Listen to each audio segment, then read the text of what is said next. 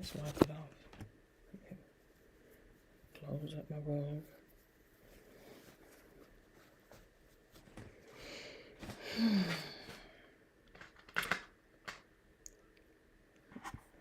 I don't even know why I'm all the way down here.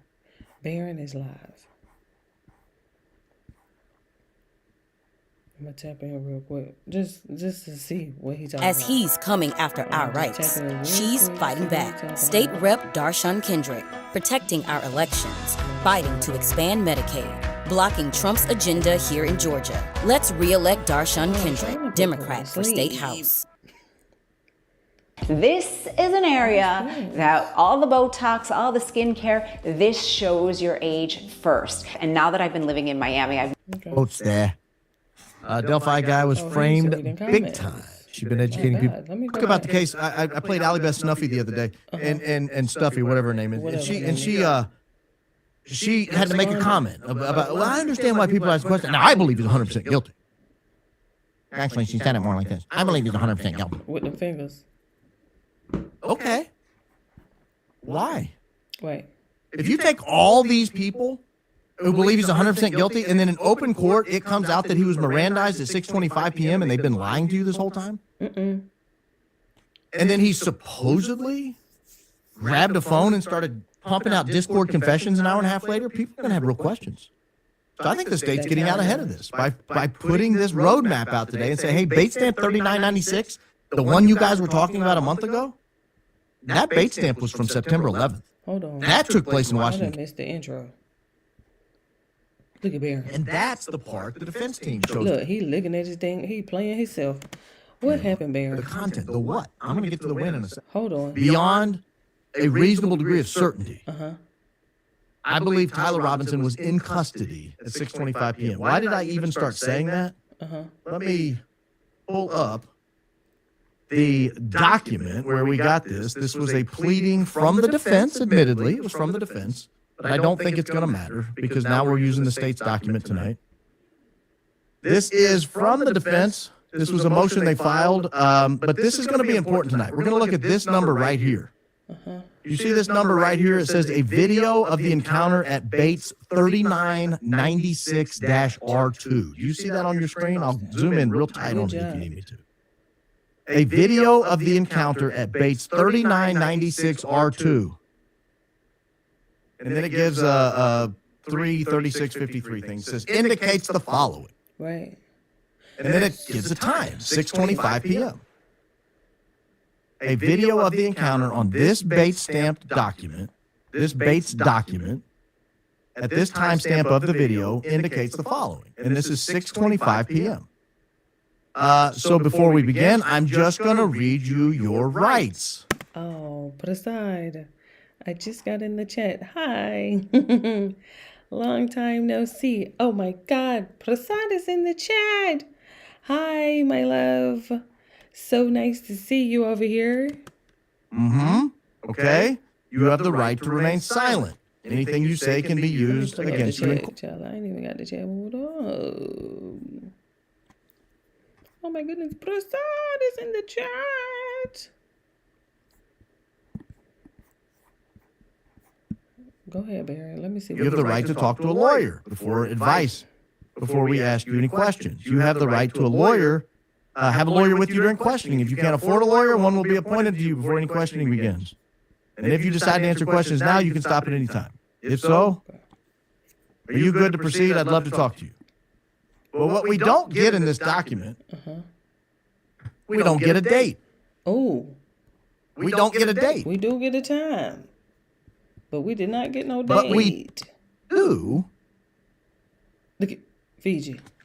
Get a bait stamp document. And that bait stamp document is going to be key tonight as we try to figure out, was I right back in April when I said this was on September 11th? And now, again, I will submit to you I am. And I submit to you the Fed sloppers know I am, and they're in total panic mode right now. Oh, Barron, that time doesn't... I got you. I'm going to cover all of it. Right here, I'd like to speak with my legal counsel. I'm hoping for a fellow named Doug Terry. Told he's a pretty good attorney here. I think my folks are trying to get a hold of him. I think his office is closed for the night. Just to refresh your recollection, in case you missed that show or in case you forgot in over a month, this I believe took place on September 11th, which would have been a Thursday. If his office is closed for the night, that would mean Thursday night the office was closed. Most lawyers' offices are closed at 6:26 p.m. Right. on Thursdays. It does not say it was closed for the weekend. Right. Ooh. Because if this was on 9/12 in Friday. Utah County, as the Fed sloppers want us to believe, then this would be closed for the weekend, not for the night. Right. The other problem is this statement right here indicates he's just spoken to his parents in the very recent past. Right. My folks are trying to get a hold of him. I think his office is closed for the night. Now, what the Fed sloppers want us to believe is that on September 11th, he was taken into custody very late at night by the Washington County Sheriff's Office, where he was not Mirandized. He was not talking to anyone. He was then transported to Utah County, and at like 2, 3, 4 a.m., he shows up and he gets officially arrested and booked and all that. And then at 6:25 p.m. the next night, Friday night, is when Tyler Robinson uttered this statement. I think my folks are trying to get a hold of him, but I think his office is closed for the night. If Tyler Robinson had been in custody for almost 24 hours, this statement makes absolutely no sense. So just in a vacuum, just as we're looking at it right here, just as one document, again, as I stated back in early April, this proves my point. He was absolutely already in custody. Talking about this on September 11th, on Thursday. Right. Now. Hold on. Baron? God. Let me go over here and find Candace. Spelled it with an X, Lord. You know what I'm talking about. Do not rub the...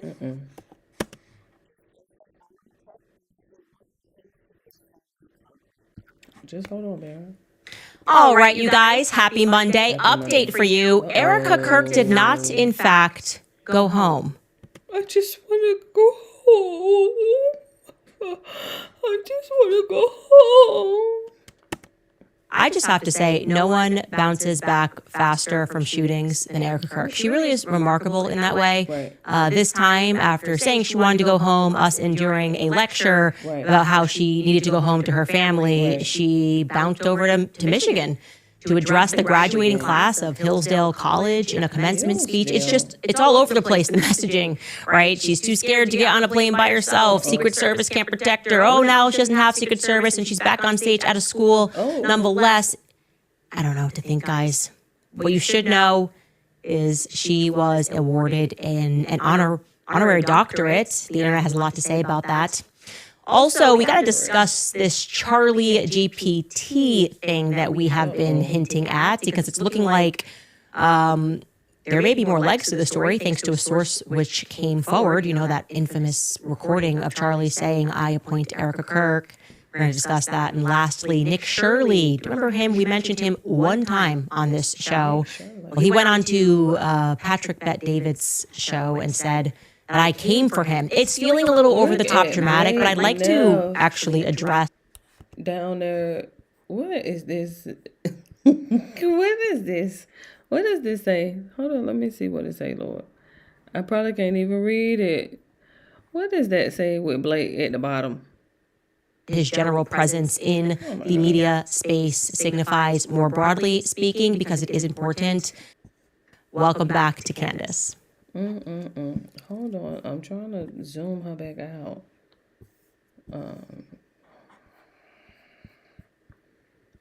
Wait. And then we always get copyrighted about this song in the intro. Hold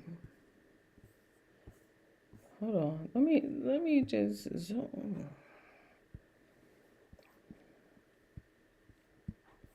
Let me slide over, because I don't know how she let me zoom out, but then won't let me zoom back in. Let's see what her zoom is. Okay, there you go. My God. Let me just let her play the intro. Okay. I didn't even know it was Jay's song. I'm like, wait, what? Just out of nowhere.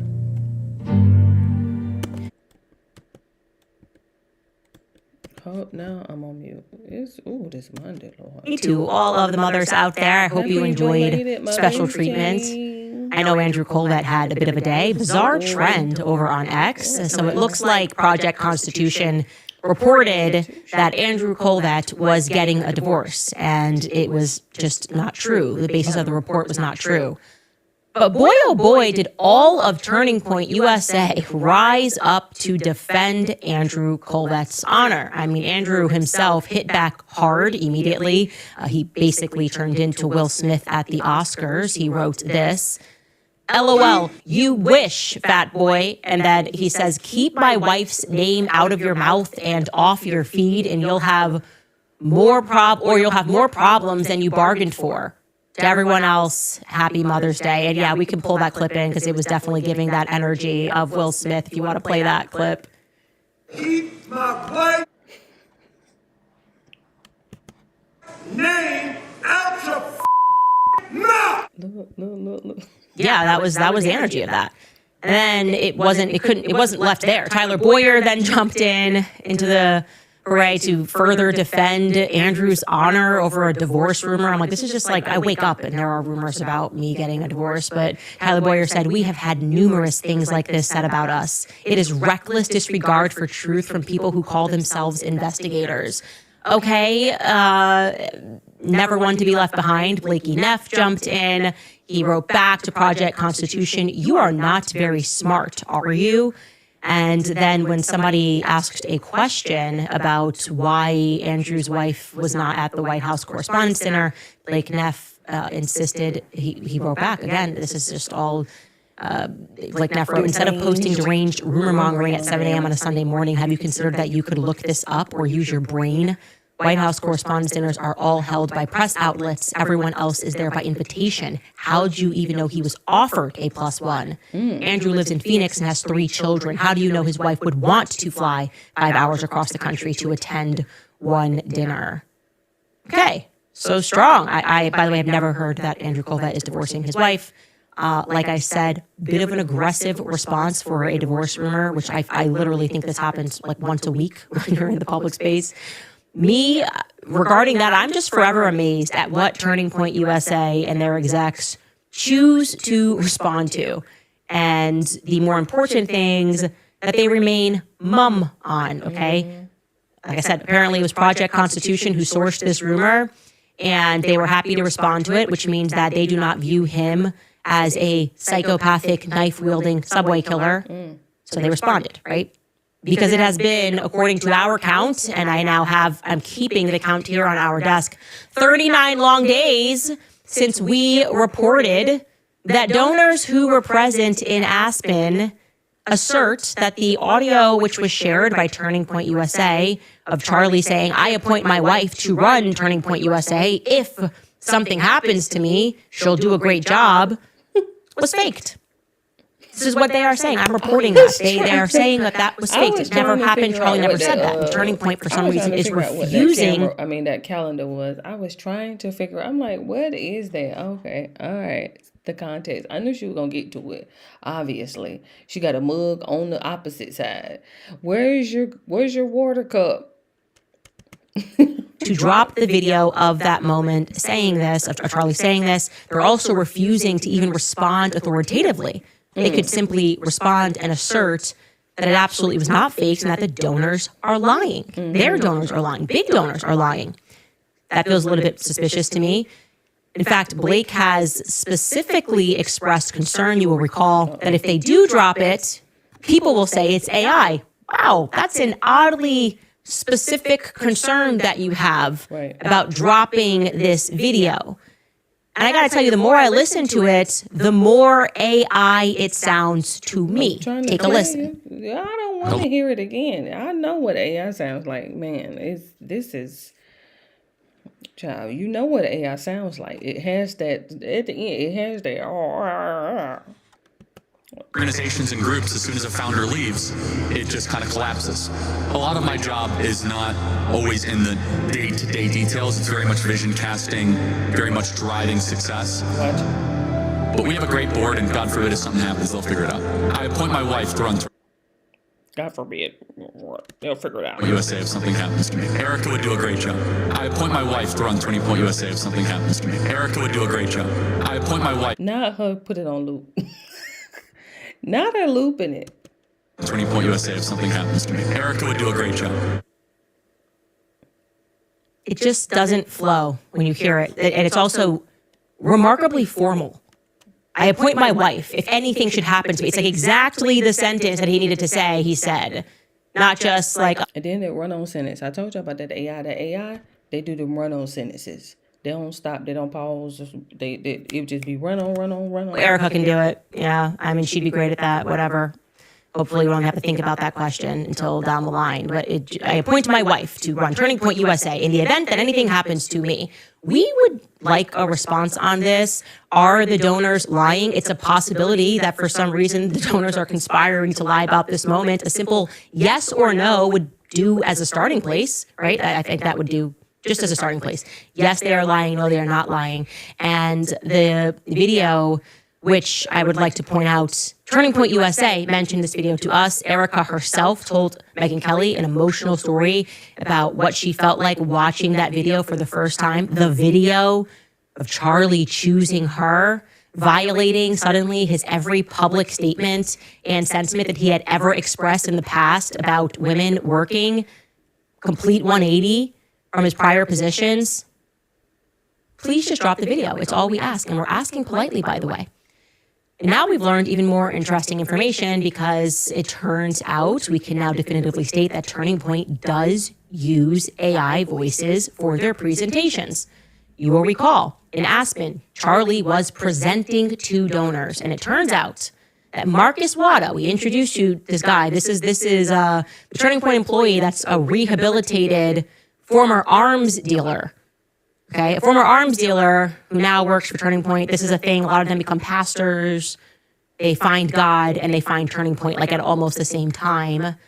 And Marcus Wada, one of the things that he offers is that he is able to create these AI voices for them to use for their presentations. Right. So AI technology is what they currently use to voice over their Turning Point presentations. And typically, I am told they use the voice of Pastor John Amanchukwu. So if you're at a Turning Point event and you're hearing a presentation and you hear a guy speaking over, you're actually hearing Pastor John is not actually recording that. They're manipulating his voice, I'm sure with his permission, to speak over in the presentations. They basically take someone's voice and turn it into a narrator. And that is, by the way, unique. So it is an entirely reasonable question to ask, was the same thing done for Charlie posthumously? And I want to tell you the reason why we are going to continue to ask this question and why I'm keeping this on our desk now is because it's crucial. It's actually a crucial question. I'm starting to already see the creep of people who are trying to downplay the significance of that moment, right? People pivoting to, well, even if it is AI, why does it matter? I saw this, this is just one example of it, but John Mappin, who is the person who introduced Charlie to actually his biggest donor. Charlie's biggest donor was introduced to him by John Mappin, a donor so big that that donor was first in line on a list of donors who received personal phone calls from the hospital the day that Charlie died. And John Mappin was similarly told, he shared this on X, that a donor who was at that Aspen event said it never happened. Okay, it never happened. So this is going around. And when John Mappin shared that information, he was met with a response from Kimberly Klasick. She wrote this, question, if the board elected Erica Kirk to be the CEO and none of the donors have come forward questioning the decision, why does it matter? The donors that contacted you are more than capable of contacting Blake, she continued. Okay, so I can answer that. I can answer why it matters. It matters because if it was, in fact, an AI audio and Erica was referring to an AI video clip, which they, in the end, decided not to use, this would tell us exactly who and what Erica Kirk is, okay? It would put to rest any lingering questions that some people may have in the background if we were able to determine that she colluded to create a fake AI voice of her husband, announcing her to take over his company. If she was even emotionally capable of this, a mere weeks after he was horrifically and publicly murdered. She was capable of then sitting across from Megyn Kelly and spinning a tale about her having seen this video and what it represented to her emotionally, a video which was never recorded because it never occurred, to justify her taking over the company that he built. And Erika was then able to shamelessly walk out to the sound of a voice of her husband, which she knew was doctored by AI, right? Passing the torch to her. The company is mine at AmFest, while she wore glittering pantsuit and had fireworks going on behind her. She knew this was all AI, and they planned this moment to make people feel emotional. Then we would have our answer. Oh. Erika would be a confirmed ruthless psychopath. Okay, you know that psychopath brandishing a weapon that Blake's concerned about? That would be Erika. Erika would be the kind of person that if you see on a subway, you should move, if you're capable of that. Because that would mean she was void of any and all human emotion. Capable of, I am being clear, I am not being dramatic, if this turns out to be real. I would assert that she is capable of real harm. She is dangerous. And I would extend that to every person around her who approved that monstrous plan. So that would be Blake Neff, Andrew Colvett.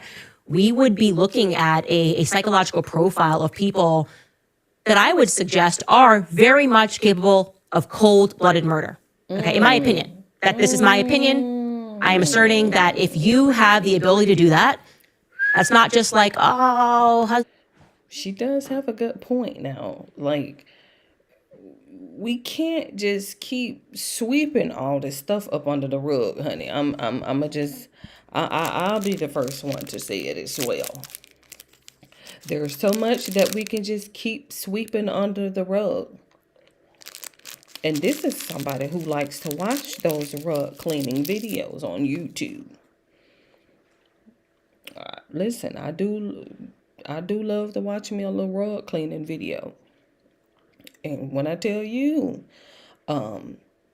listen, there's so much that we can keep sweeping up under the rug before we just have to put a pause on it. And so, I'm gonna go with Candace. I feel like if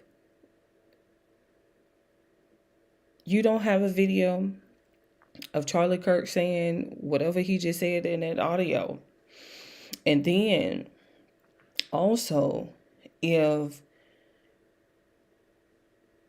you doctored the audio, and then you now you got to keep up with it. Ooh, it does sound like him. Okay, let's use this audio and let's have it talking while I'm walking out. And then, I'm going to be answering questions and, oh my God. Ooh, honey, we can't keep doing this. We're going to have to call a spade a spade. I wanted to sign some papers and steal the will. It's like, how can we sell this to the public? We can create this AI video. You need to go out and sell this to Megyn Kelly. Say you saw the video, that you were pulled by it, and then you're going to go out and we're going to have Charlie say it, but we can't show the video because the AI tech is not at the right place yet. So it's a little glitchy. So we can't show the video, but like, as long as people hear his voice, they're going to be moved to tears. And then we're going to bring out Nicki Minaj, and this is going to be your moment, baby. So make sure you have all that glitter and sparkles. If she was able to do that, truly take a second here. Just consider that in your mind. Yeah. If we find that out, confirm this is AI. What does that signify about Erika? It signifies that she had that meeting, that it took place, and she was able to stomach it. She was able to stomach hearing her husband's voice intentionally manipulated after he was ruthlessly murdered. And she thought, okay, he's dead. What can he do for me? We can use his voice to have him hand over the company so people will not blink and they will not ask questions. There was no reason to do it. Like I said, that's what's even scarier. The only purpose was because she wanted people to accept her moving into his position. Exactly. And it's becoming increasingly likely that that is the circumstance. It, like I said, would be beyond anything we've ever seen, a real life horror movie if it proves to be true. And I have to say, I do not believe there is any upside to the donors lying to me. I don't see the upside. They loved Charlie. They went there. They gave their money to Charlie. They don't need to be a part of this story.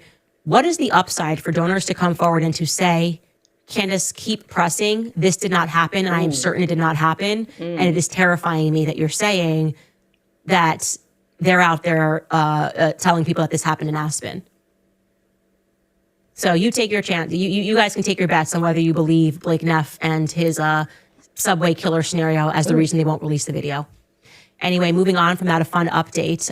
Erica Kirk she's now Dr. Erica Kirk. I know she said that she wanted to go home. She says a lot of stuff. She's in drapes. Nobody knows why. She told us that she was going to take some time to be with her family. Then she came in dressed like Janet Jackson. She yelled at me. She yelled at Drewski. She yelled at you for the fact that she had to go confront the wine bottles that were on the table. And then I'm taking a break, but then actually now she's not taking a break again. It's a quick break and she's back. She's always back very quickly. And we're probably going to get yelled at again that she had to even go get this speech done for Hillsdale College. Somehow it's always different. Erica can do whatever she wants, and we're just sort of left here holding the bag. She went to Michigan and to Hillsdale College to deliver a commencement address. Okay, it's her prerogative. I think we're all adjusted to this new program of Erica can do whatever she wants. And simultaneously, she accepted a posthumous doctorate degree for Charlie, honorary doctorate, and also an honorary doctorate for herself. And I want to be clear that people that are on the left and have been enduring people on the right saying DEI, people should not be hired on the basis of how they look. They should not receive achievements. It's a regular beat. And I do believe that, by the way. I'm anti-DEI as well. But they're on the internet and they have something to say about it. The internet is saying stands against everything that you guys preached. Why is she getting an honorary doctorate? What has she accomplished? That's what I'm trying to figure out. I'm just going to read one of these tweets. This is written by someone named Brian Allen. I don't know who this is, but they wrote, Hillsdale College, one of America's loudest opponents of DEI, just gave a woman an honorary doctorate and commencement speech opportunity because of who her husband is. That is the definition of DEI. Diversity, equity, and inclusion for me and not for thee.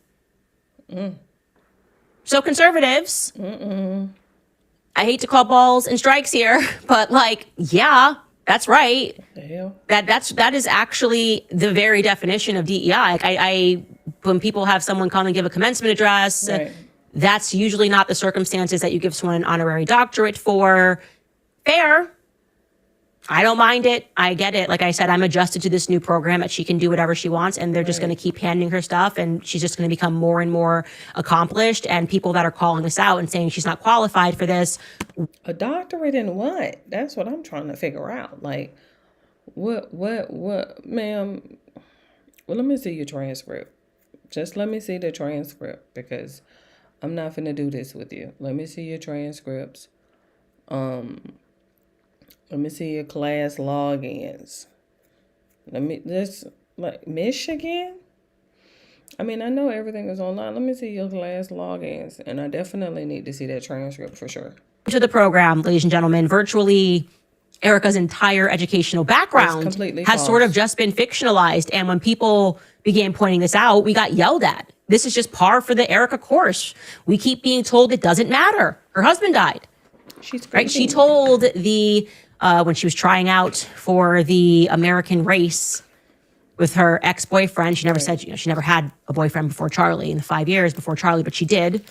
And when they were trying out for the Great American Race, in the video that she submitted, she said that she graduated from ASU magna cum laude. Years later, she would edit that credential. She just kind of upgraded it on her LinkedIn page when she wrote that she graduated summa cum laude, right? With a double degree, I should mention, you can take a look at this, her LinkedIn page, in political science and international relations. This is the old LinkedIn page. It since has been removed. Oh, Turns out she didn't graduate magna cum laude, and she also didn't graduate summa cum laude. Bingo. She didn't graduate with any honors, and she did not graduate with a double degree. That was all just made up for funsies, and she's put it on bios. So this is not like, oh, this was one mistake, and I had an intern that typed a button wrong. It's been put on bios. In fact, ASU did not even offer the international relations degree at all in 2012. Baron Coleman, some other people online dug up everything from the past to see if the catalog even offered it. The answer is no. So she just made it up. And we're not allowed to ask questions. Not the only thing she made up. Pull that up again. You will also see on her LinkedIn that she has Doctor of Education, that she received that in Christian leadership from Liberty University. That is factually untrue. That's made up. She took a couple of credits toward that goal, but she never accomplished it. Just a couple of credits toward the goal when her and Charlie were together, and then she decided that was enough and she could assert that she had this Doctor of Education. She doesn't. Our fault for noticing, our fault for fact-checking her background at all. How dare we? Her husband died, and she's allowed to compulsively lie about everything all the time. And if you are a person that thinks, hey, if you have a profile of an individual who compulsively lies about everything, that person should probably not be put into a leadership role. If you feel that way, you're the monster and you're demonic. There were so many holes and so many lies in the Erica Kirk background and story that we had to choose. We had to think about editing. How are we going to tell the Erica Kirk story when we did Bride of Charlie? We had to just leave a lot of them. Okay, we're just going to let her go with that lie. We never. Did we get the last episode? I know she kept saying, "Ooh, one more episode. Ooh, we may have to extend it to another episode." I'm trying to figure out, did we even finish? Did we come to any kind of a conclusion to the Bride of Charlie? Covered that the whole educational background is made up. Virtually the entire. I mean, she did receive her master's from Liberty University online, but she just keeps adding credentials. So I say more power to her. I think we should call her Dr. Erica Kirk. I think we should lean in to the absurdity of where we're at right now as a society, where everyone can see what she is. And apparently she's a part of the elite class of people. Let's call it the Epstein class of people who just don't have to answer. There's no consequences for anything, and they can make us the bad guys for noticing. So I salute you, Dr. Kirk. We'll be back after a brief break. All right, you guys, imagine waking up one day and seeing gold at $6,000 an ounce. It might sound surprising, but it's exactly what some experts are predicting. Owens. Okay, so I have been trying to stress to you that we are kind of barreling toward a society of make-believe. It's very scary. Actually, if you just pause for a second and consider it, it's very strange that they're trying to see if they can sort of force us to believe things that are just not so. And they become angry and they become insistent and they spend more money and they're just getting influencers that go out there and I felt this way, by the way, when the transgender thing was happening. I was very vocal against this. It's like there's a difference between a woman and a man, and they just kept pushing it and pushing it and pushing it. And it's like, you can, wear the clothes that you want to wear and feel how you feel, but there is such a thing as reality, okay? And now we've moved away from that becoming a social issue, and it was always, obviously political, but we're starting to see this in politics. We're starting to see them. And that, of course, is the example with Dr. Kirk and her entire background, which makes no sense, where the entire world notices that this is what the Erica Kirk story feels like. It feels to me, if you're a conservative, like it felt when we were going through the transgenderism argument, where we all know that this is not right. So maybe some people are pretending to be nice. It's actually a perfect analogy here. A lot of people who I know who initially were like, yeah, let's support transgenderism. It's not because they believed it. They just were like, it's just nice. It's the nice thing to do, right? I would say a lot of lefties found themselves in that category. That person feels that way, let them feel that way. And it's the same thing with the Erica Kirk story, where they're just ignoring the facts. They're ignoring all the lies. And they're just like, well, it's just nice because her husband died that we shouldn't even consider whether or not she's lying about things or whether or not she's helping to cover up certain things that would help us solve the mystery of how her husband died. And she's not acting right. She's not acting like a grieving widow.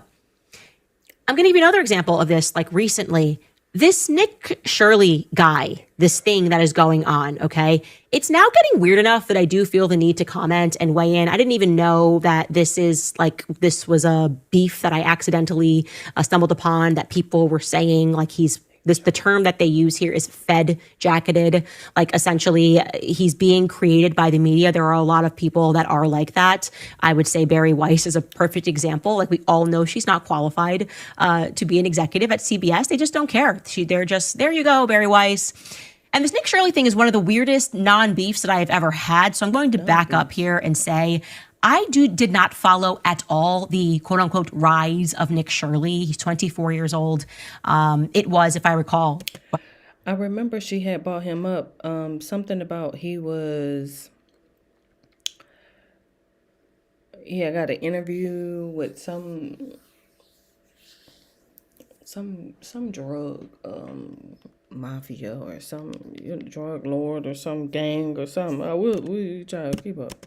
Very quickly after the Charlie Kirk assassination, he was sort of introduced first on the Charlie Kirk show on the day he died. Remember, we covered that. That's the reason I covered him on the show on September. Right. Because we were trying to figure out, was it pre-recorded or was it, live? When I was trying to work through timelines and I made a mistake. And I completely owned that mistake and had a conversation with him. Right after the Charlie Kirk assassination, suddenly I was not emotionally available to look at other topics, to cover other topics. I was not interested in other trends. And suddenly we have this kid, 23 years old, I think he was last year. And they say Nick Shirley has uncovered massive welfare fraud in the Somalian community in Minnesota. Okay, a friend of mine just got shot in the neck. Don't really care to follow the story. Daycare fraud. Great, thumbs up. Did not peek beyond that at all. I want to be perfectly clear here. I did not watch or read even 1 minute of what he uncovered. So color me completely ignorant of the welfare fraud story in Somalia. Just being honest with you, I didn't have it in me then, and I just truly did not care. Okay. So then fast forward to me mentioning Nick Shirley on the show, and I was like, okay, who is this guy? And I was quite stunned that there was this video out there of him saying that he infiltrated the most dangerous gang in Brazil in 48 hours. Like, that's so objectively stupid and ignorant. You have to be so ignorant to even believe it. That should just be a headline that your brain automatically rejects, right? A 23-year-old kid, absent any connections, infiltrated a gang in 48 hours is like they are trying you right now. They're not even trying to give us like good slop anymore. Like we're beneath the level of Fed slop with this, right? It's just stupid. It's nothing personal, Nick Shirley. It's just dumb when you hear it, that a person infiltrate a 23-year-old kid, and I did say a white boy for a reason, which I will explain, infiltrated the most dangerous gang in Brazil by himself with cameras, okay? Anyway, Nick Shirley, after I said this on my show, the next day it was like trending, and all of these people, the people I trust the least, by the way, I mean, like Tim Pool, everyone's like writing these statements like Nick Shirley got punched in the face by me, because I'm not an idiot. I don't have to look deeper into that story. It's obviously objectively on its face untrue and made up. I don't know if it's for entertainment. I don't know if it's for funsies. I don't know the purpose of making up something like that. I've just lived a little bit of life and know that that's not how it works. And so PBD, who has just been sort of taking swipes at me for like since Charlie Kirk died, you know, he notoriously hosted the person who said, I didn't speak to Charlie since, 2019. We hadn't spoken. We were at war with each other. Whatever. I don't care. It's just add it to the pile of people who are constantly just making little snide comments on me. But Nick PBD, who was one of the people who issued a kind statement about Nick Shirley because, gasp, Candace doesn't believe that he infiltrated a gang in 48 hours, posted him on his show. And they show the clip of what I said, and PBD's pretending he had no idea. He completely already knew I said this. Even the whole little scene you're going to watch between them is just so contrived. It just bothers me on a level of why do we have to live in this soap opera? Why are we all sim characters? Who is pulling the strings? Anyway, I want you to listen to this conversation that they have. Who in the market is supporting you? Who in the market is criticizing you that you're surprised on the conservative side? Are there people who are like, Nick, go, you're doing great. And then there's people that are like, yeah, I don't know if I like what he's doing. Candace Owens came after me a while back. That was very interesting. Why would Candace Owens come after you?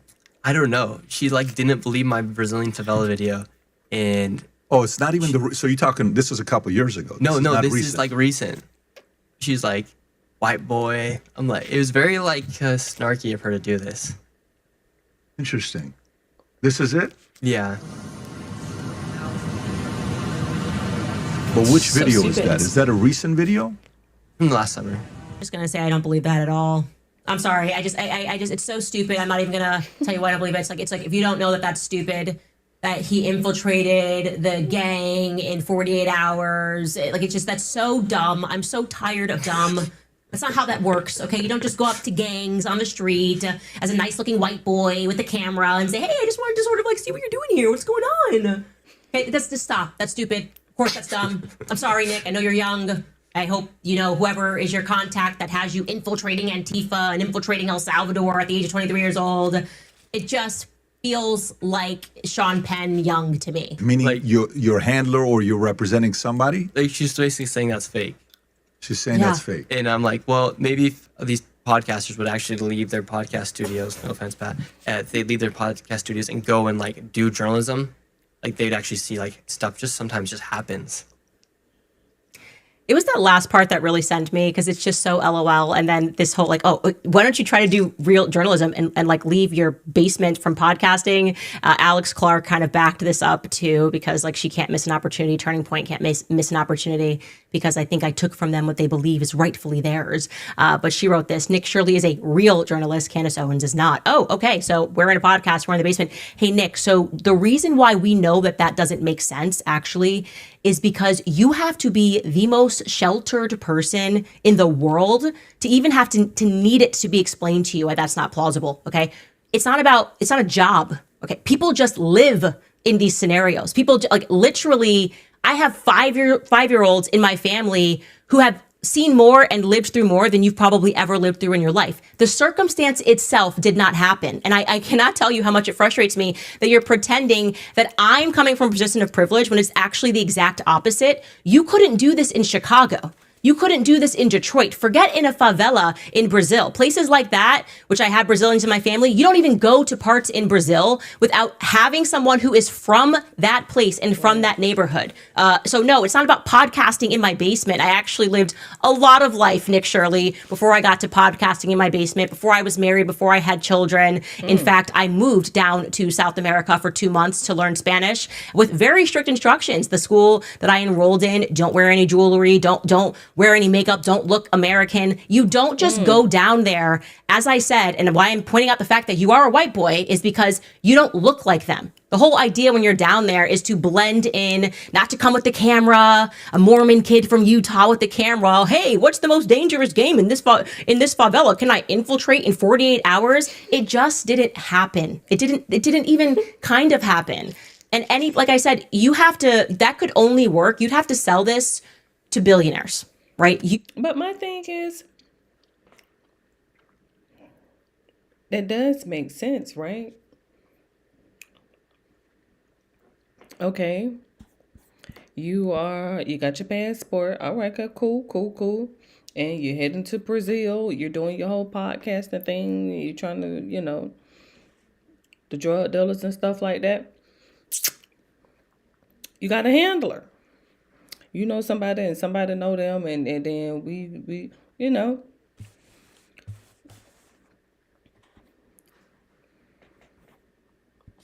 we need somebody on the inside. I mean, I'm just saying, we always need somebody on the inside. Could only make people who have never touched their own door handles. Like, you'd have to grow up like Paris Hilton and go somewhere where Nick Shirley is and he tells you about how he infiltrated a favela, and she would think that that's plausible because she's never even been to like a dangerous gas station. That's how fake that is. Like, there are gas stations on the New Jersey Turnpike that people you couldn't infiltrate. You couldn't buy a bag of chips and feel safe, okay? And you're trying to tell us that you're just a 23-year-old kid who infiltrated a favela in 48 hours. I don't need to pierce beyond the layer. I've just lived these things. I've lived these circumstances, and so have the majority of people. And so I don't understand the purpose of Nick Shirley. I didn't know there was this huge scandal. and then subsequently found out that people, think he's fed jacketed. I wasn't trying to hit upon that. I just watched the video and had a reaction to how stupid it was that they're trying to sell it. They're not even giving us good psyops anymore. They have such low respect for us. You couldn't go to trailer parks and do that. There are certain trailer parks, a lot of them, that you couldn't go through and do that. Like, you would get harmed. And by the way, it's irresponsible to suggest to 23-year-old kids that they can do this. I actually find it to be irresponsible. Like, yeah, you want to be like Nick Shirley, you can just go down with the camera, no connections, and, you'll suddenly arrive and be welcomed into a gang. They'll be holding guns and you're perfectly safe. He's just that amazing. His words are just that gentle and just that kind. I pointed out that you would have obviously stood out, Nick, as a white boy walking through a favela with a camera. They would look, there's just a certain natural thing that happens. You stand out in the jungle. Oh, this does not look like someone that should be here. You could say the same thing. If you put any person, if you put a gangster rapper and you put them up in the suburbs where they haven't seen a person with melanin in over a century, they go, that person is standing out there with their jeans down low, maybe, below their butts or something like that. You just would look odd, and it is the exact opposite of anybody who has lived and been around these areas. You know that you don't do that. It's a basic survival thing. You don't do that. I have family reunions Nick Shirley couldn't infiltrate and survive. That's just the reality. Like, so this whole tough boy, because they don't leave their basement, you sound sheltered. You sound sheltered that you think that because I podcast today that I didn't live a lot more yesterdays, way more aggressive yesterdays than you've ever lived in your entire life. That's why I laughed, Nick, because it's so implausible that you did that.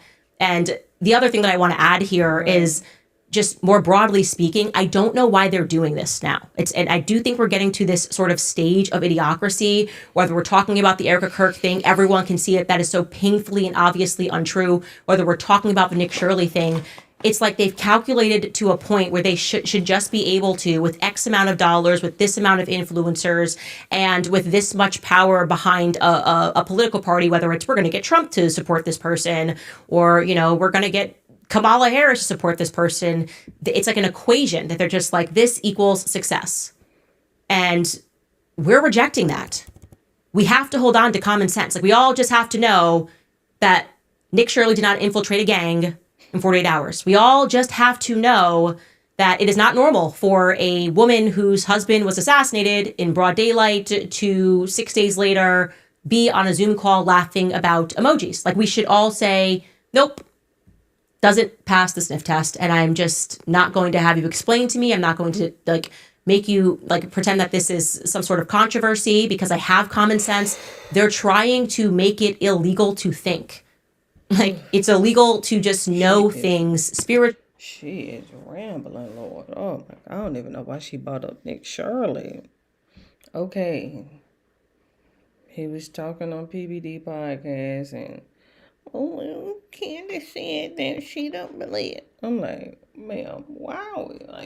She has to spend a whole episode responding to this person, responding to that person. Instinctively, intuitively, doesn't pass the sniff test. And I just feel like we have to hold firm on that.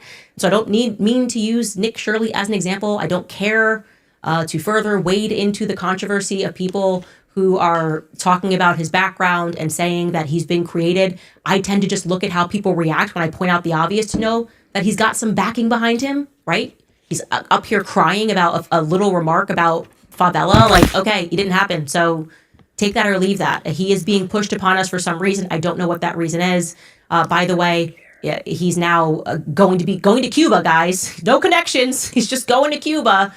He claims he went to Cuba. He was almost taken hostage. Man, this is the bravest kid in the entire world. Right. And of course, this headline from yesterday, will the U.S. invade Cuba? It tells us that spy flights there are surging. There are new sanctions. And we all know the CIA is involved in Cuba at this moment. So I don't find the timing of Nick Shirley. I find everything about him to be suspicious. I would say to everyone, look at these videos with some degree of caution, because none of this is natural. Neither is the fake feigned surprise of PBD. Oh, I'm so surprised that Candace came after you. Completely ridiculous. Anyway, we'll take a brief break before I get to some of your comments. See what I mean? I'm like, not a whole episode responding. Oh, God. Just hurry. 800-795-1210 or visit AmericanFinancing.net/Owens. Again, that's AmericanFinancing.net/Owens. American Financing is America's home for home loans. I should also be clear that when we're using the term, we say someone's Fed jacketed, it doesn't mean that this person is a Fed themselves. It just means that they clearly have connections with the government and they are being sort of just kind of put upon us. They're hoisted upon us. We don't really know why. Okay. And I would just say that that's just common sense. It doesn't pass the sniff test for me. And I'm just going to hold that opinion. I'm not going to investigate. I'm not passionate about Nick Shirley. It was such a non-item on my show that the fact that he's like trying to extend it into some beef is ridiculous. The fact that it was even trending after I said it, like I said, the people we trust the least, all being like, he's the most amazing thing. I can't believe he had to survive. Someone saying that he didn't go to a favela. That in and of itself feels inauthentic. That's not a normal way to react to someone saying, yeah, don't buy that one. And like I said, I wasn't aware of the history of people who had gone after him and showed whatever the connections were. And I don't plan on investigating it. I just don't care enough on to bigger things, more important things, like I said, which for me is the Charlie Kirk assassination. A top comment from last episode, Fran Ban writes, I think Erica hit the 6th stage of grief, which is bridal shots. Yes, you guys, I think we're with me, just very confused about why she was in the drapes. I don't know what was going on. I know that I couldn't do that when I was a kid. My mom would say, get out them drapes right now. She just did that or whatever. And it was very bridal. And next thing we knew, like I said, we were being shouted at. Alex B writes, I desperately need an Erica Kirk South Park episode. Yes. Oh my. That would be amazing. Dangerous. Obviously, we would get in so much trouble. So much trouble. But I think it's worth it if we are in trouble. We're already in trouble all the time. Dangerous. With the mainstream media. So that might happen. Like I said, Charlie would have laughed at that stuff, but we see that Erica has taken the Drewski skit deadly serious for some reason. And for the record, people that were trying to turn that into something racial, like Andrew Colvett, now do like black conservatives. He does every race. If you know Drewski's skits, he makes fun of Vietnamese people. He dressed up like he was a Vietnamese person, did this whole nail salon thing.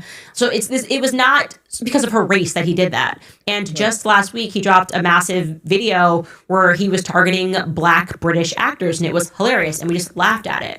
So I hate to see that the right has become the things that we hated about the left, like not able to just take a joke on its face.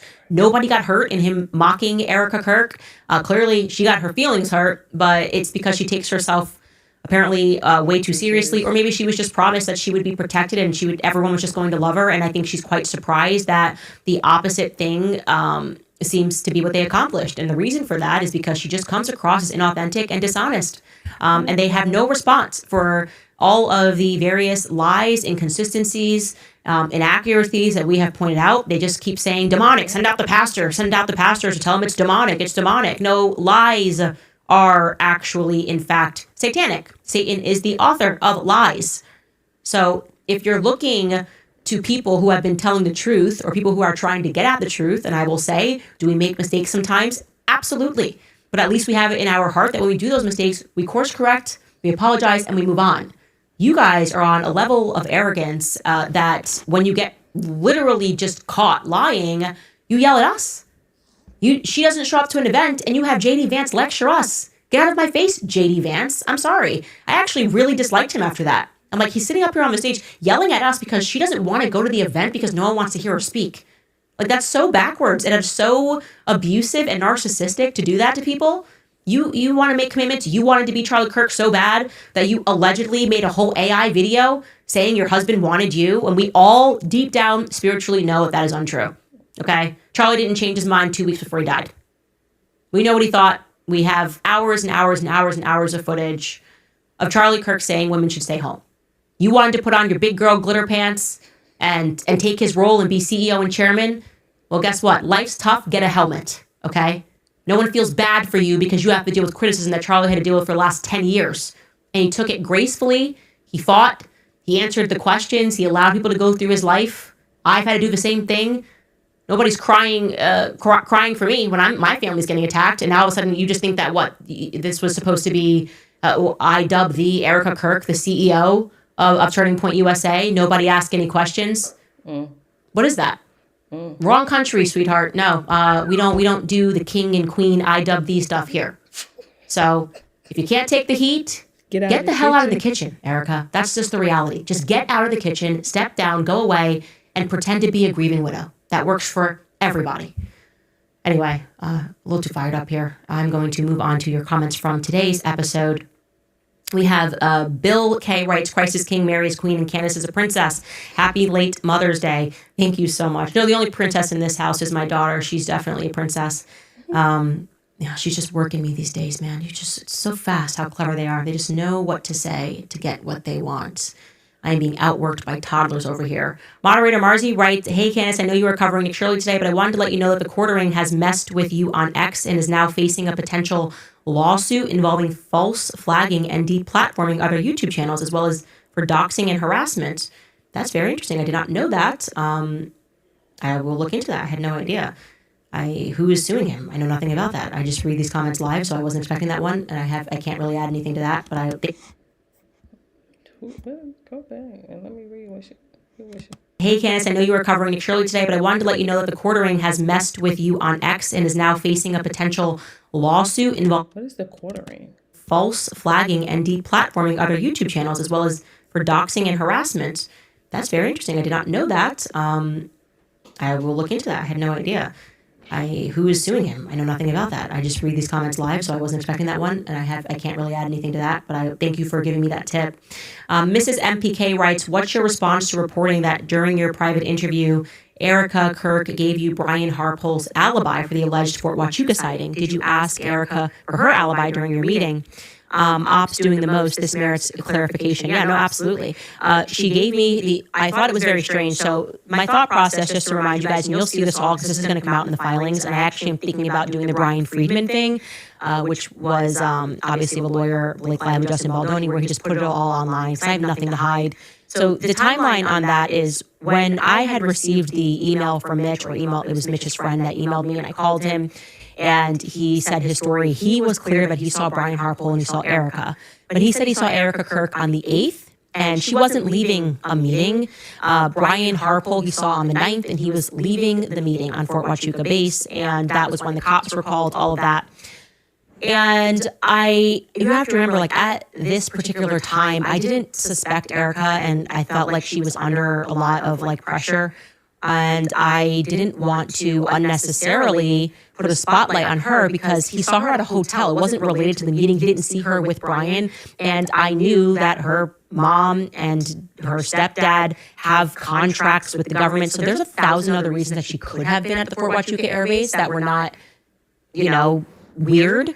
So I made the decision when I first presented the story, which was absent before my interview with Mitch. So I basically first told Mitch's story, his entire background, and then I said, and he says that he saw Brian Harpole. If you go back and you watch that, I said he saw Brian Harpole on the 9th, right?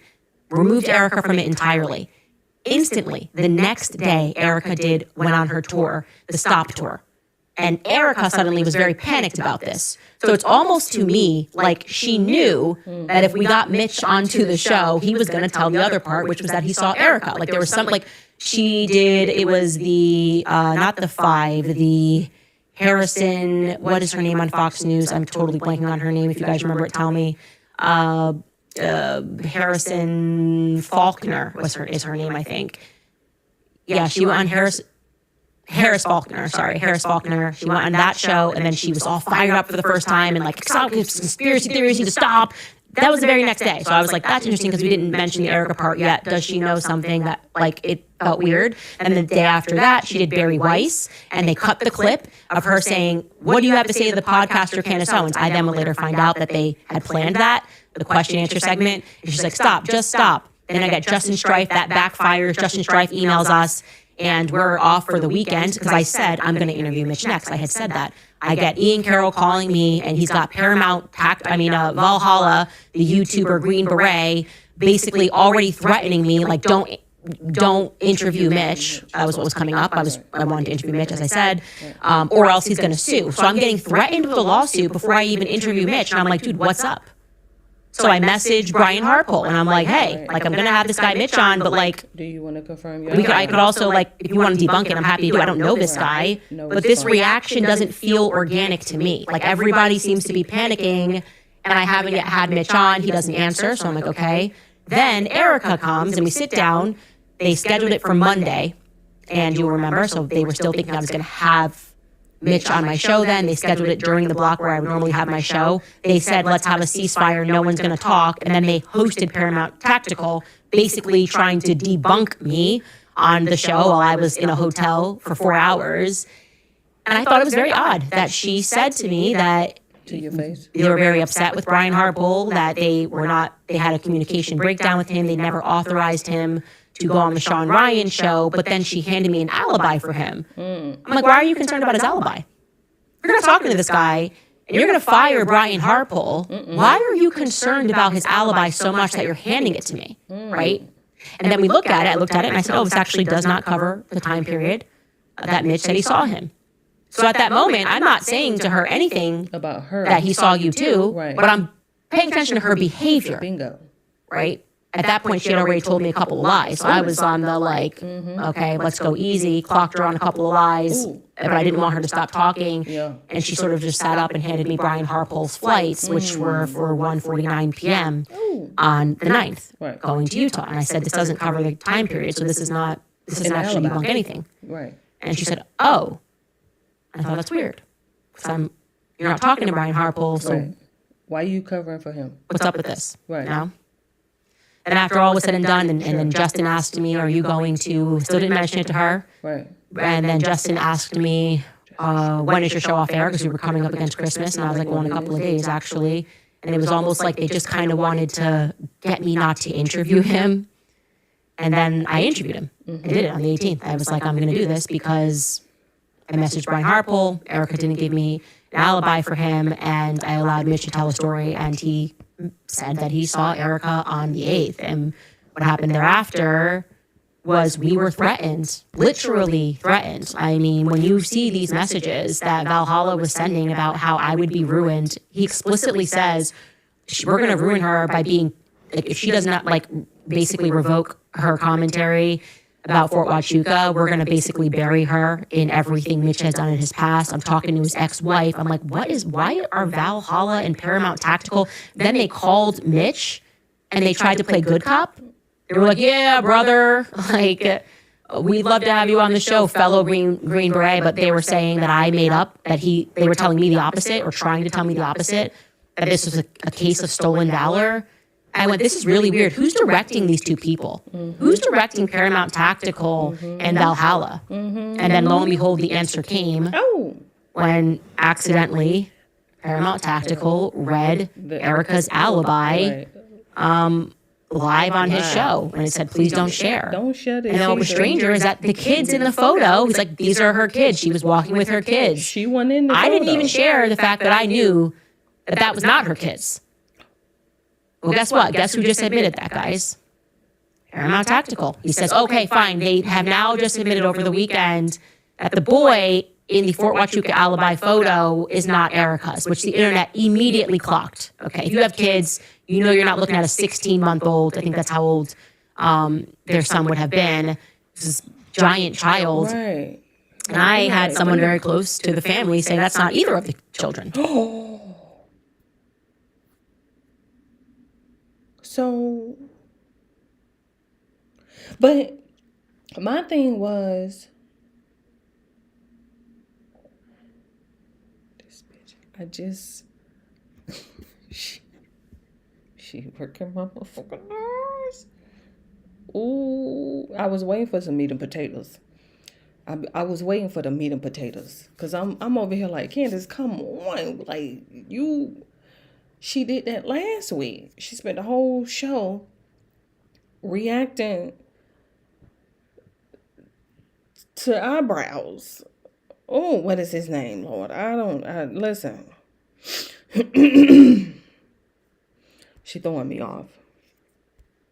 She definitely throwing me off. It's like, come on, we can't like we don't have the time to be wasting but I did understand because they was Ben Shapiro child. They was harassing her. And who was that Daily Wire CEO Boring, Jeremy Boring. It was just doing too much to my spirit to have to sit here and listen to a whole episode.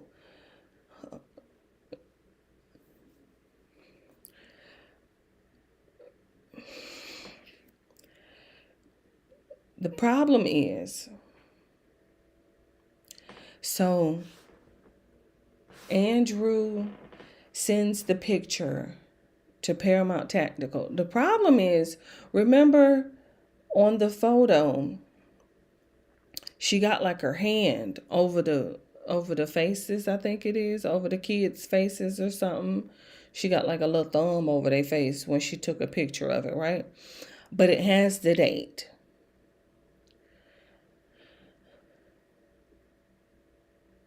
But you weren't in the picture. I just said about this. We can't keep sweeping. Let her finish because now you're finna piss me off. So at least we now have Paramount admitting that's the alibi that was given, in which Andrew explicitly states she was with her kids. Bingo. And he said it attached to the picture. So now we find out that the picture was fake. The kids ain't yours. Whoa. I guess you just wanted that picture with a date on it?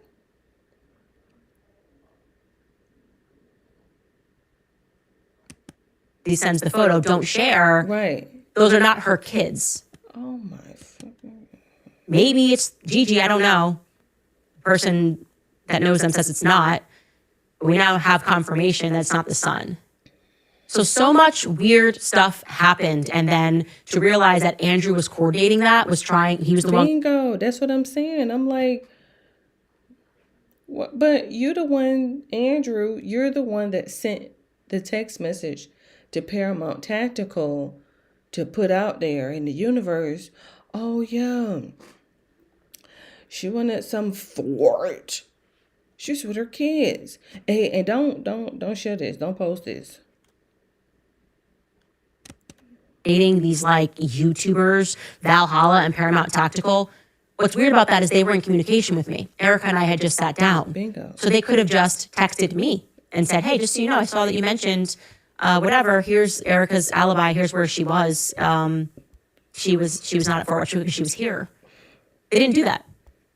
They went behind the scenes. And I will clock another lie. Here we go. It was after Erica told me that they were getting rid of Andrew Colvett. Oh. So Andrew Colvett has been doing her dirty work. She's obviously got caught red-handed working with Andrew Colvett to get this out through this obscure YouTube channel, this alibi, after she told me that they had hired Crisis PR and they were moving Andrew out of PR. I can't remember if she said they were going to fire him, but I certainly know that she said they were moving him completely off of PR, full stop, and they had stopped using him because he had been an unmitigated disaster. That was when she was lying about Andrew went rogue. So when you have this many lies that are being told about something that I was pretty much like less than 50-50 on, genuinely, I obviously fact-checked enough to know that Mitch was there. He had the videos. I had his hotel reservation.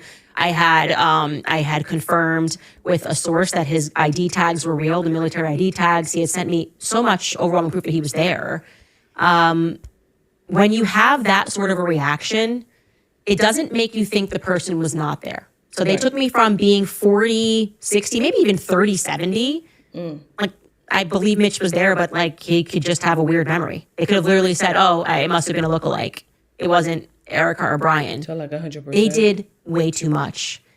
And the amount of times that Brian Harpole lies in this lawsuit on its face, to me, does not make me think he was not at Fort Huachuca. Him saying Candace had his alibi, they know that is objectively not true. They know that his flights on the 9th were for 1:49 p.m.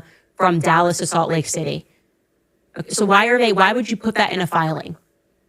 Why are you saying he went on Sean Ryan because of the grief that I put him through, knowing fully well that I never mentioned him on my show until post Sean Ryan? These are lies. He's lying in a court filing.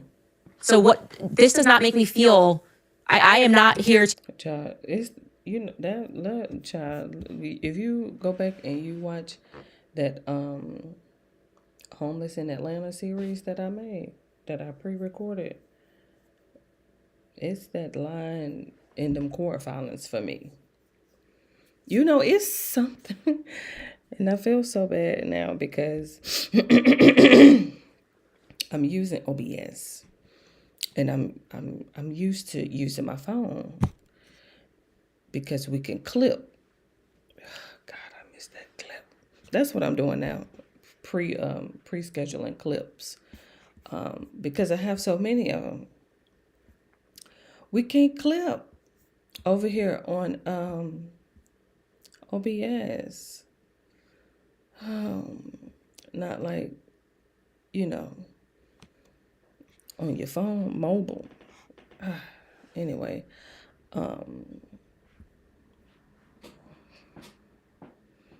when I tell you, it's something about, it's really something very deranged when people lie in court filings. That karma is, because you do have to, let me just let her finish because I'm finna get up off of here. Well, now that he's filed this lawsuit, I believe him. For the first time, I messaged him 4 times. I now believe Brian Harpole was not at Fort Huachuca. It's actually the opposite. The filing to me feels like Blake Lively. Feels like Blake Lively's filing. It's meant for PR. It is not based in truth. They still have not provided any receipts as to his whereabouts on the morning of the 9th, and I look forward to getting them. Anyway, that was you got a lot more than you bargained for with that. But I guess I had to get off my chest. Right. AJ Gons writes, Hillsdale College, objective truth or willful blindness? How disappointing. I can tell you that I knew that she was going to speak there. I had so many students messaging me that were upset about it. It's not who they had imagined their commencement address would be given by. Arkansas, Kansas writes, I have this sick feeling in my gut that they are going to say that Tyler Robinson contracted the hantavirus before the trial begins. I think that nothing can happen to Tyler Robinson. If that happens, it's going to be terrible for Erica. It's going to be terrible for Turning Point USA. They better keep him the healthiest, I would say. That would be my suggestion. But these people never do the thing that's right. So we'll see what happens, but I don't think that that's likely. Allie writes, wouldn't the best way to honor your husband's legacy be to oppose the Iran war and support Thomas Massie, or to cozy up to his bullies and ignore that he was changing at the end? You're doing that thing, Allie, or the common sense thing. People don't like that anymore. We're living in make-believe. Right. That's the common sense. Yeah, you should hate the people that were bullying your husband extra. You shouldn't be teaming up with them. But that's not how Erica lives. Not the amazing, remarkable Erica Kirk, not the magnificent Dr. Kirk. At least she's like ready to say something it again. else. Doctor. Jane writes, love from the UK. Christ is king and genocide is always wrong. Go Max. Still haven't changed my stance on that. It's aging like fine wine. Christ is king. Genocide is always wrong. Genocide is always wrong. It feels okay. Good Black Girl writes, new merch, please. Life's tough. Get a helmet. I think we actually have that merch on the website. I'm pretty sure. Let's see. Let's check that out on the website. We have some new merch. No, we had it at some point, but maybe we should get that back up there. Anyway, speaking of which, here's some new merch that we do have on the website. We have some great stuff. We've got that Candace Unchained stuff that's there, which is, we've got a lot of great merch right now, actually. David is absolutely crushing it in merch. So if you'd like to support us and support independent work, Jean-Michel you can just buy some merch. Easy way. Also remind you guys that we are starting the new book on the book club, my book. I'm super excited. Go to makehim-a-sandwich.com if you'd like to buy. You can also buy it on Amazon, wherever you buy books. But this is my baby. So if you have considered yourself to be a feminist in the past, for all the reasons that I considered myself to be a feminist when I was in college, I challenge you to read this book. Where my lefties at, my lefties who watch the show, I challenge you to read this book with us in the book club. Sign up and join us for Friday. I love the book club. And I keep forgetting that we have to do, could you just remind me to message David that we need to do book club merch? Like I need just anything, you know?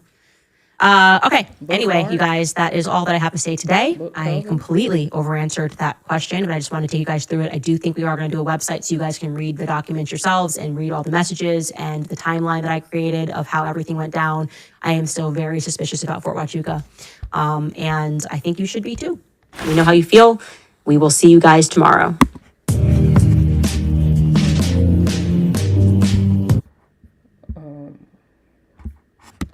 Can you speak with one? I'd like to remain silent. Okay. Then I realized she said Thomas Massey, and I was like, he's on Tucker. That is where we got this. Yeah. This was a document the defense filed. It was a motion to exclude still photographers, TV cameras, and microphones. And the defense was using this as an opportunity to say everything my client says they're biased about. Okay, fair enough. Fair enough. So, now we go to, is there other evidence? Is there other evidence he was arrested that day? Well, we looked at another piece of evidence. And we concluded that, yes, he was, in fact, arrested on September 11th. Here is the second piece of evidence we looked at back in April. Again, just to refresh your recollection, the arrest date here on the left-hand side of this document. This is the inmate booking sheet and probable cause statement from Utah County Sheriff's Office. The arrest date was 9/11/2025 at 10 p.m. The arresting officer was Brian Davis. We now know Brian Davis is an officer with the State Bureau of Investigation. He would have come down from Orem, Utah, or from Salt Lake City, or Provo. That's about a 3.5-hour drive, which means in order to get there at 10 p.m., to take Tyler Robinson into custody, to arrest him, Brian Davis would have had to start for Washington County 3.5 hours earlier, around 6:30 p.m., which surprisingly, shockingly matches up nearly to the minute of when I suggested he was being Mirandized back in Washington County. So it's very consistent. Okay.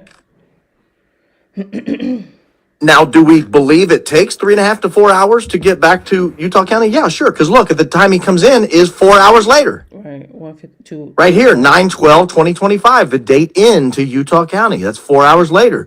So Brian Davis takes him into custody at 10, arrests him, puts him in a squad car or some sort of vessel, and drives him to Utah County. And that takes about 4 hours to get from the southern part of the state to the northern part of the state. And that is consistent. So if we know it took him 4 hours to get this way, how did he get there in under 4 hours? It says he arrested him at 10 p.m. on September 11th. The Fed sloppers have no answer for this. They just ignore it. Believe it or not, I keep raising this issue to them on X, and they just go, It says September 12th. He says he was arrested on September 12th. Yeah, but it says the officer arrested him on September 11th at 10 p.m. And this is an officer from Salt Lake City or Orem or Provo, which is 3.5, 4 hours away. How did he know to start down there if he didn't even know Tyler Robinson existed at that time? So just hold this all in your head, because this is all the evidence we had at the time to conclude, as I believe rightly, that he was arrested on September 11th. And it's important. This is an important fact. We don't want to glaze over this fact. If he was arrested on September 11th, if he was Mirandized at 6:25 p.m. on September 11th, that means he was Mirandized an hour and a half before he confessed on Discord. He tells the sheriff, I don't want to answer any questions. I would like to speak to a lawyer before I talk further. Didn't he get on his phone on Discord? And then I'm to believe while he's declining to answer any questions, an hour and a half later, he picks up a phone, gets on Discord and says, oh, I did it, guys. I did it. It was me all by myself. I had no help. There was no overseas allies. There was no military involvement. It was just me. And I did it for my tranny friend. That's it. End of case. That's the Fed slop version. So I'm just going through this by way of review. Interesting. What is that? Is that a pillow? Ooh. Oh my God. Lay on it. Let me see. No, ma'am. You got a massage too? It heat up. Oh. Oh. Oh. Well, I don't need to lay down with that. I need that on the chair. Attach it to the back of the chair. Because I don't need that. It ain't got no shoulder support. They don't have no shoulder support. No, ma'am. No, ma'am. Mm-mm. I think that's a key fact. His office was closed for the night. Look at I don't want to go back through the whole thing. It's a little self-serving, but just trust me to say, I nailed it. I knocked it out of the park. I was absolutely correct, and I was vindicated when I saw this over the weekend that it was September 11th. Absolutely was. And if I look a little angry, I am. I am a little angry. Why am I angry? Because I have to deal with pipsqueaks. I have to deal with pipsqueaks. And when I say pipsqueaks, I mean people like this. People who say stupid things, low IQ things. They're small audiences, and they say it with such gusto. Baron Coleman is lying to you about is when Tyler was arrested, which was on 9/12. Okay, I just showed you the arrest statement, the arrest sheet from Utah County, which said he was arrested on September 11th at 10 p.m. by Brian Davis. Right. But I got trolls saying that he was arrested on 9/12. He arrived at the sheriff's office at 9 p.m. on the 11th, but wasn't officially in custody until the 12th. That's weird because, again, I showed you the Utah County arrest statement that says he was arrested by Brian Davis at 10 p.m. on the 11th. And I've said this many times. I said it on my show. I showed the documents on the show. I've said it over and over on X. I've said it publicly. I've said it privately. I've said it to people who call me. I've said it on text message. I've said it on the cell phone. I've stood on my front porch and screamed at little kids running by on scooters. He was arrested on the 10th, 11th, whatever. I've chased squirrels out of the yard yelling at them that he was arrested on the 11th at 10 p.m. by Brian Davis.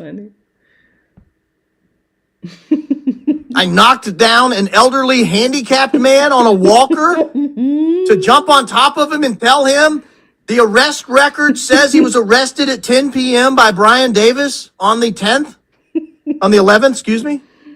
Look, he keeps saying it did.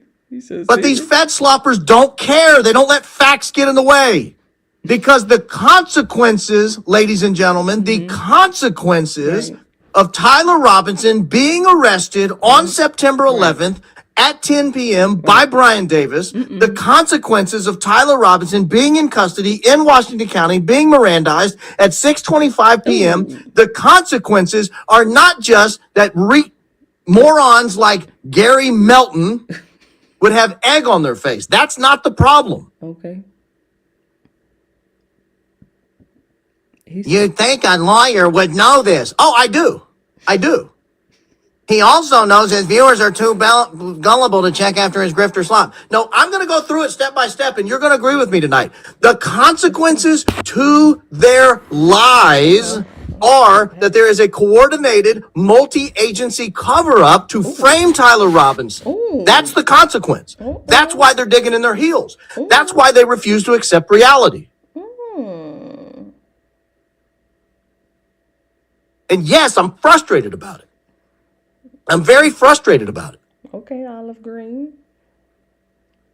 This is too important of a fact to gloss over.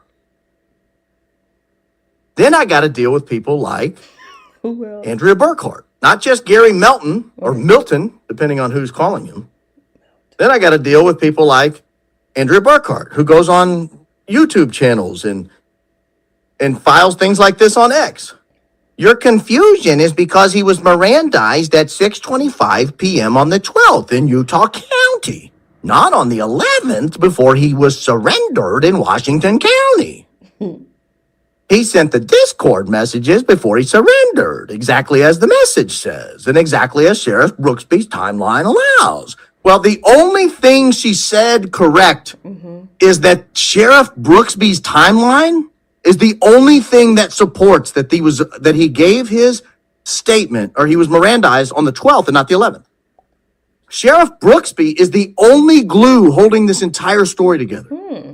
He's a disgraced former sheriff who resigned in disgrace, in scandal. Yep, he did. And she's hooking her entire legacy on this case to that clown. Here's the reality. There's not a single positive fact in any pleading that says Tyler Robinson was Mirandized at 6:25 p.m. on the 12th. There's not one. Right. Okay. I will also say there's not one that says he was Mirandized at 6:25 p.m. on the 11th. I'm deducing that using Comment. Uh-oh. Look. Oh, my God. logic. Oh. Burkhart, Melton, would you guys like a copy of this? I'll mail you one. Give me a P.O. box. I'll be happy to send a copy your way. It's a solid book. It looks This is solid. great. For under $10, you cannot.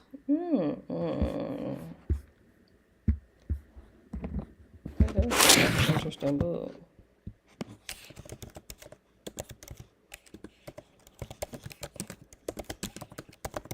I know how to spell. Relax. Who was his by? Irving. Is that Koji?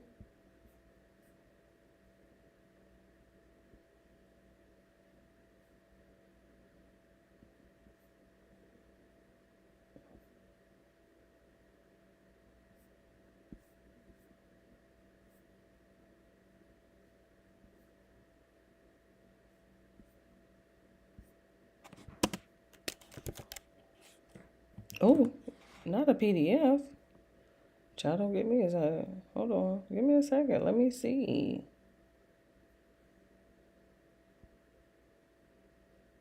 Oh my God. 492.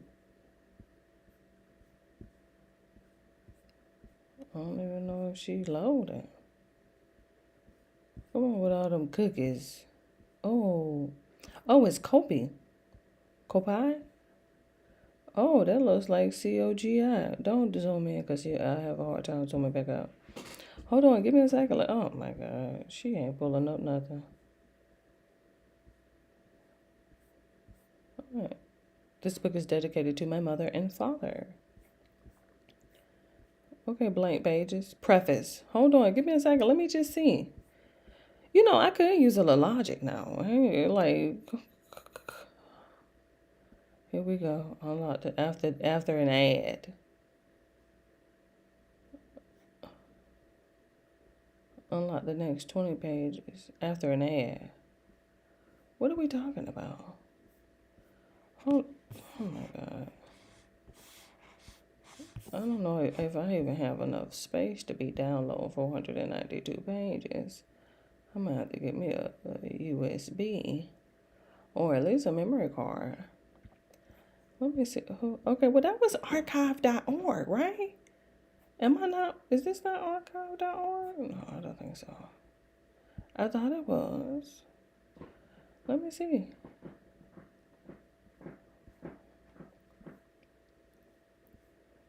I'm just interested to know. Oh, she ain't even got no. Let me go back over here and see if. Okay, skip the ad. What? Like, okay. Preface. The new edition, differs from the old in the following respects. In part 1, the treatment of language is less dogmatic and I hope more effective. But it's I didn't even, I'll be so out of the chat. Prasad. Okay, hold on. In part 1, the treatment of language is less dogmatic and I hope more effective. The threefold division of the uses of language is presented as a convenient approximation rather than anything absolute. And ethical issues are carefully distinguished from linguistic analysis in the discussion of emotive language. That long ass sentence. I mean, it does have a semicolon, which it does help, but it's like, this is logic. So let me read it again. We're talking about a threefold division of the uses of language. Is presented as a convenient, approximation, rather than as anything absolute. Okay. the threefold division of the uses of language. Okay, uses of language, threefold division. It's just an approximation. It's nothing absolute. Okay. And ethical issues are carefully distinguished from linguistic analysis in the discussion of emotive language. What the? I think it's linguistic. Did I spell that right? Linguistic.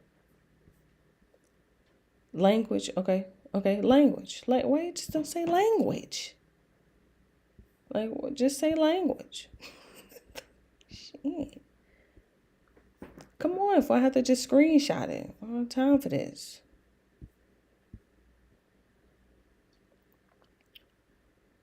Okay.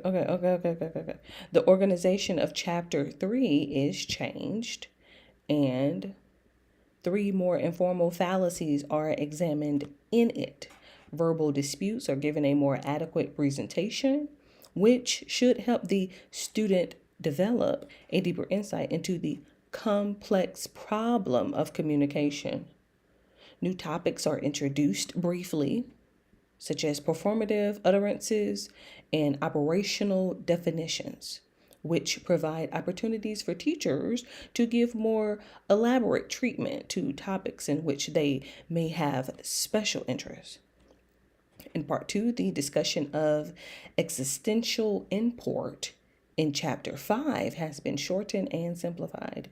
Chapter 7 now includes the section treating in non-symbolic fashion, both disjunctive and hypothetical. What is this? Syllogisms. Syllogisms or syllogisms? Come on with all these new words. Syllogisms. Syllogisms. Tell me how to say it. Syllogisms or syllogisms? Syllogism. I said g. Okay. Syllogisms. An instance of a form of reasoning in which a conclusion.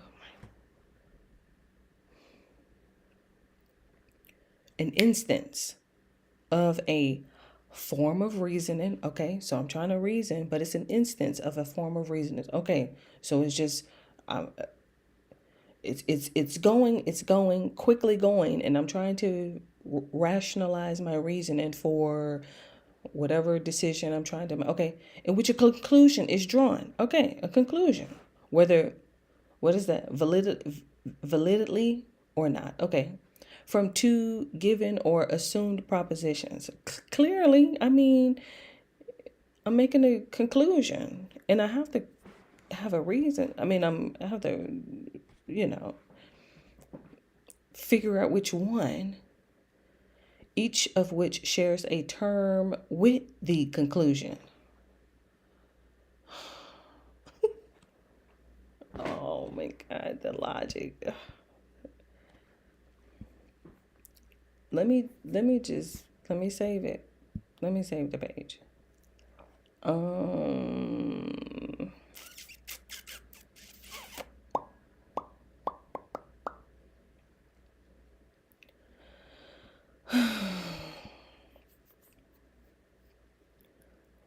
am going to hold on. Let me make sure you're not over here all in my business. Okay.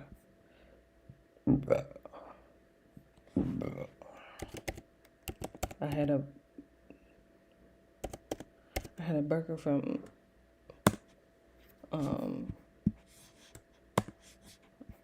Sonic's today, and so it's the I only want cheese on my burger and lettuce. And then you get home and you got ketchup on there, you got onions on there. I was so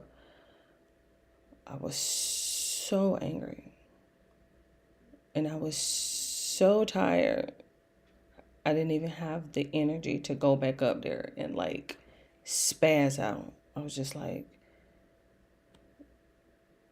don't eat the top bun. scraped, because you know the onions are melted in the cheese.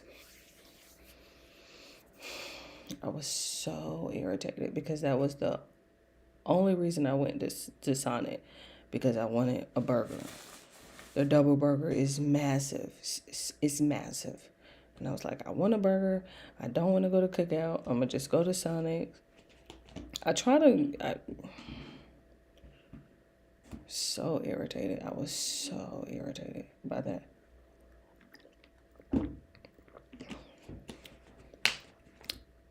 I have nothing against onions. I just don't want them shits on my burger. Like, I promise you, I don't. Ketchup, I just want cheese on the burger. That's it. Just cheese. I don't even want pickles on there. Please, I don't want no soggy pickles. No. I really don't even want your lettuce, because, you know, like, just put the cheese on there. That's it. Like, I can't do your bacon. Your bacon is garbage. But it was that ketchup, that just hot ketchup. Because Sonic, they cheese melt. It ain't like Wendy's where they give you that cheese and it ain't melted, and then you got, ugh. Oh my God. I was so fucking irritated. The same mistakes you're making time and time again. Look, we got a book. Damn, that's crazy. He turned around to it too. Give me that. Bear is so damn cool. And yes, I get frustrated because I have to deal with people like that. They accuse me of mischaracterizing the facts while they are, in fact, mischaracterizing the facts.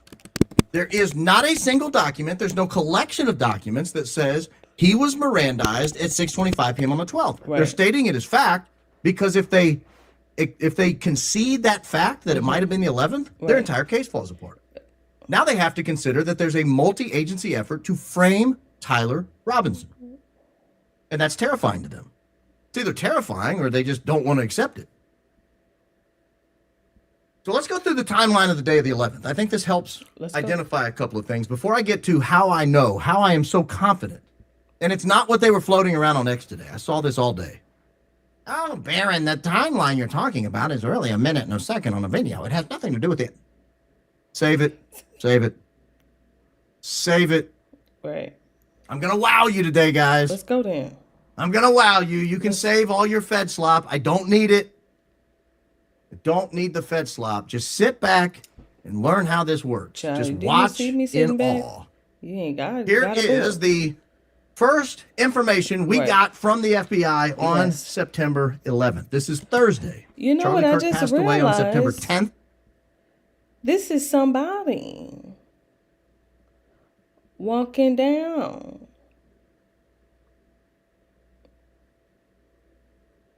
Damn, that's crazy. I just realized that. This is somebody walking down.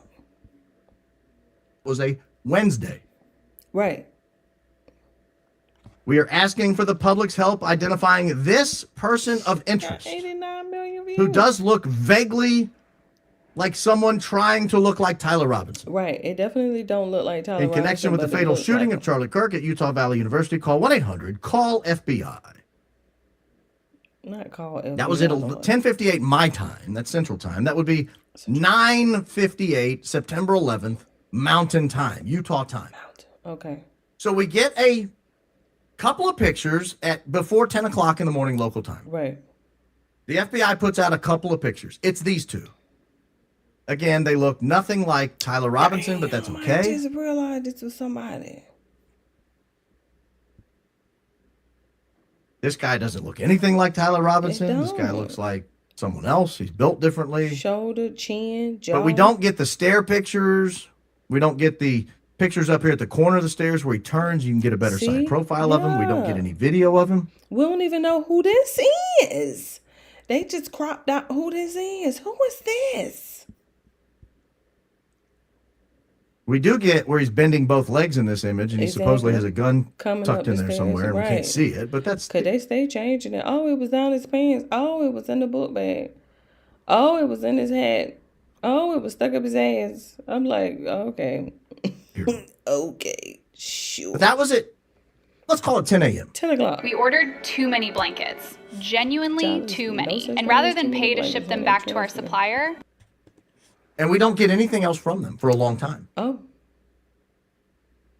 Not until 6:17 p.m. What a curious time. 6:17. What a curious time to put up Also- a second set of photos.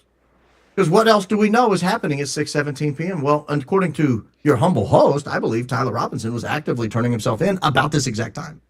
I think the FBI was not expecting him to be turning himself in by this time. I think the FBI was expecting him to maybe die in a shootout, or they were expecting him to be captured and scurried away. I don't think they were expecting him to having got in touch with his parents and a neighbor and a friend, a family friend, a former pastor at the local Mormon parish there in Utah to escort him Is that Mike into the sheriff's office Right. where he could be safe. Right. I don't think they were expecting that. Mm.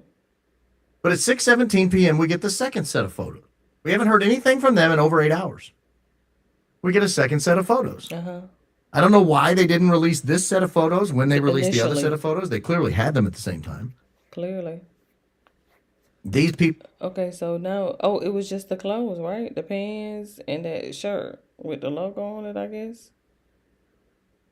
When the hell did he change it to that damn maroon? Is that the same book bag that was thrown off the roof?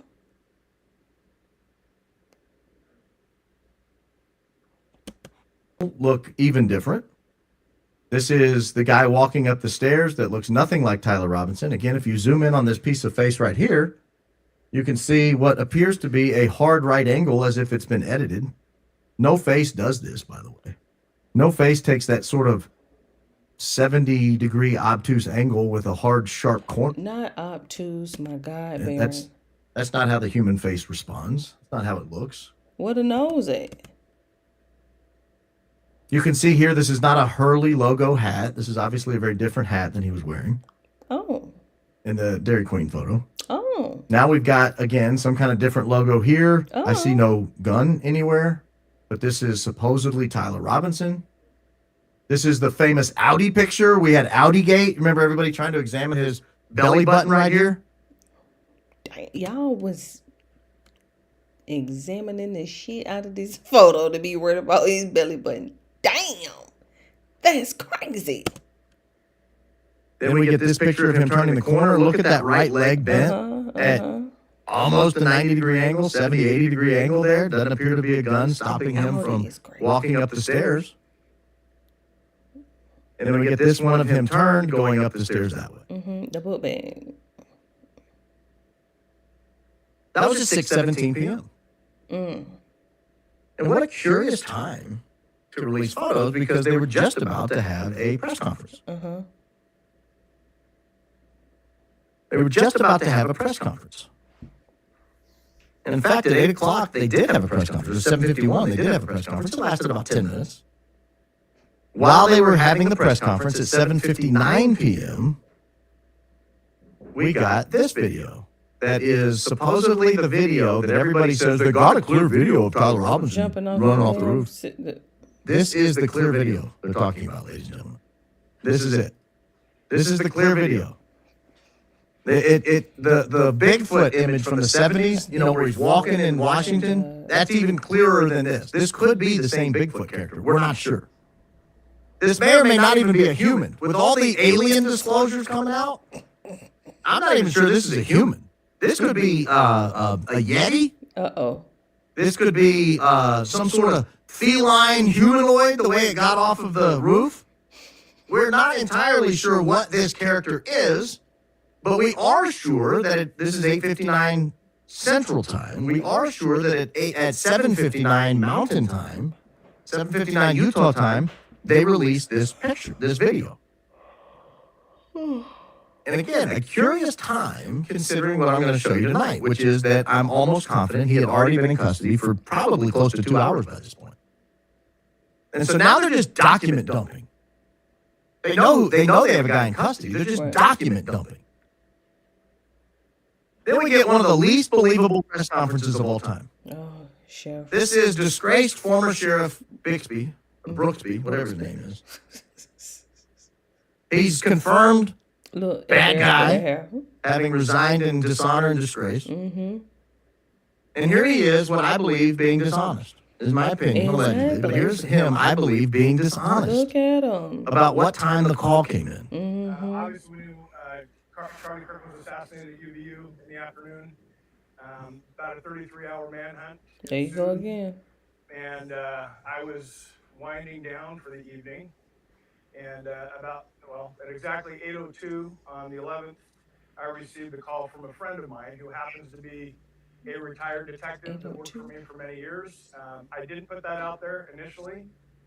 I wanted to protect that individual as much as possible.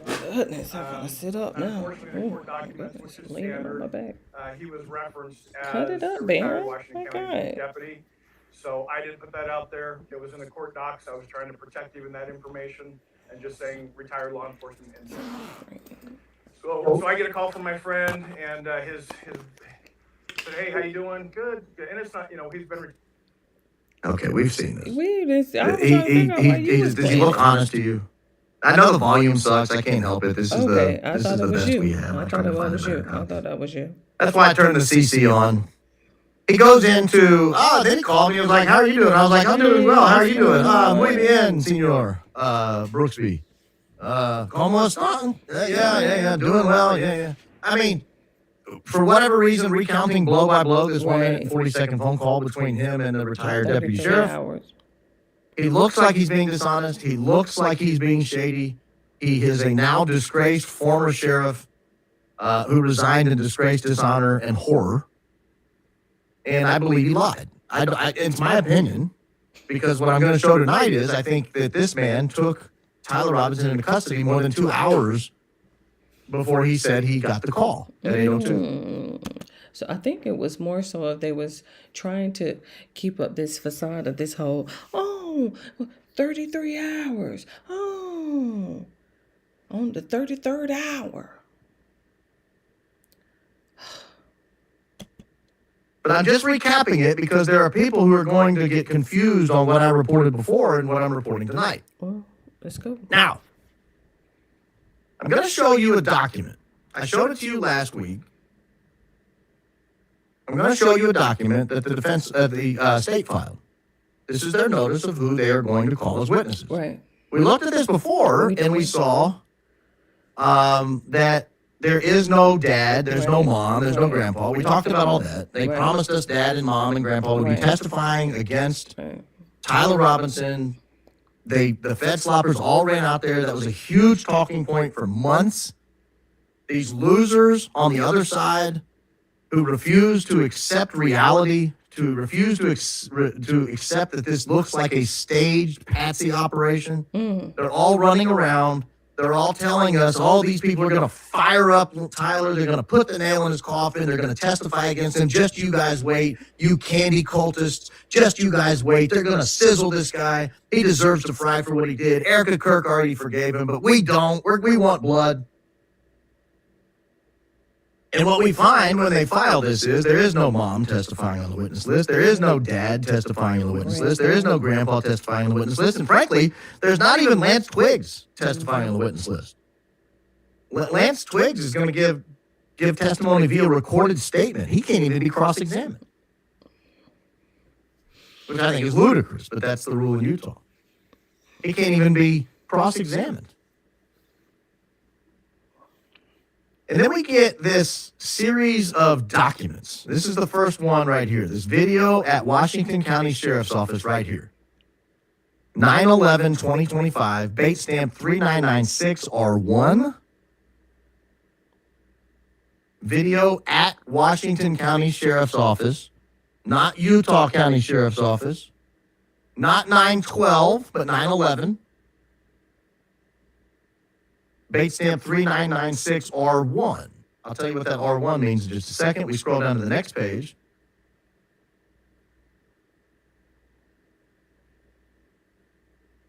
Oh, no, we don't scroll down to the next page. I'm going to hold this up. So this is the video from Washington County Sheriff's Office on that date, 9/11, and that's the bait stamp number, 3996R1. Well, we had nothing to cross-reference this with. Right. When we... Our rights are under attack, but our state senator, Kim Jackson, is fighting back, fighting to expand Medicaid, defending our right to vote, and protecting victims of domestic violence. Let's re-elect Kim Jackson, Democrat for State Senate. You don't need Botox to contour your jowls. You just need a dash of mountain arnica. This is an ancient Viking medicinal secret. Scandinavian women across centuries loved this remedy because it kept their skin plump and firm despite extreme weather conditions and Child, it ain't for the melanin, honey. What date these things They could like have turmeric. possibly taken place. And I get to this document Which one? that we covered over a month ago. This is the redacted motion to exclude cameras. And this is a video of the encounter at Bates stamp number 3996R2. Not R1. And the time here is 6:25 p.m. No date.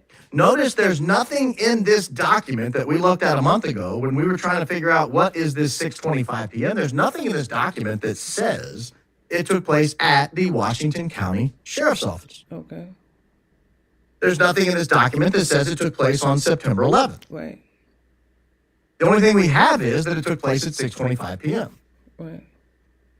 And we do have this timestamp of the video, 3:36:53. What we don't know is this 3 hours, 36 minutes, and 53 seconds, or is this 3 minutes, 36 seconds, and 53 milliseconds? We don't know that. But it's really irrelevant for what we're going to talk about tonight. Okay. I'll give an aside on that in a little bit. It doesn't change the analysis at all. Let's go then.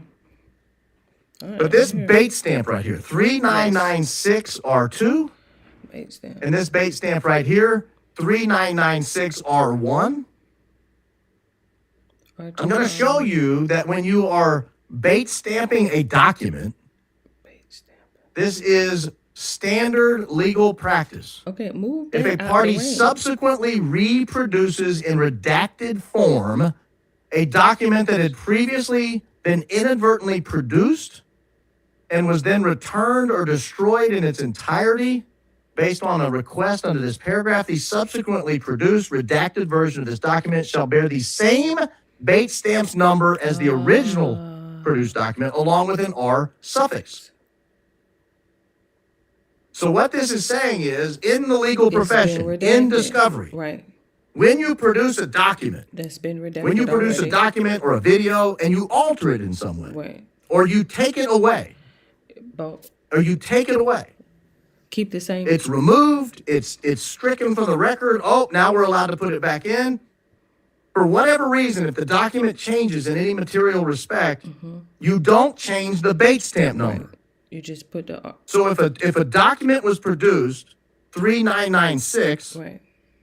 in the state of Utah versus Tyler Robinson, and then you revise the document somehow, you redact the document somehow, you change the document somehow.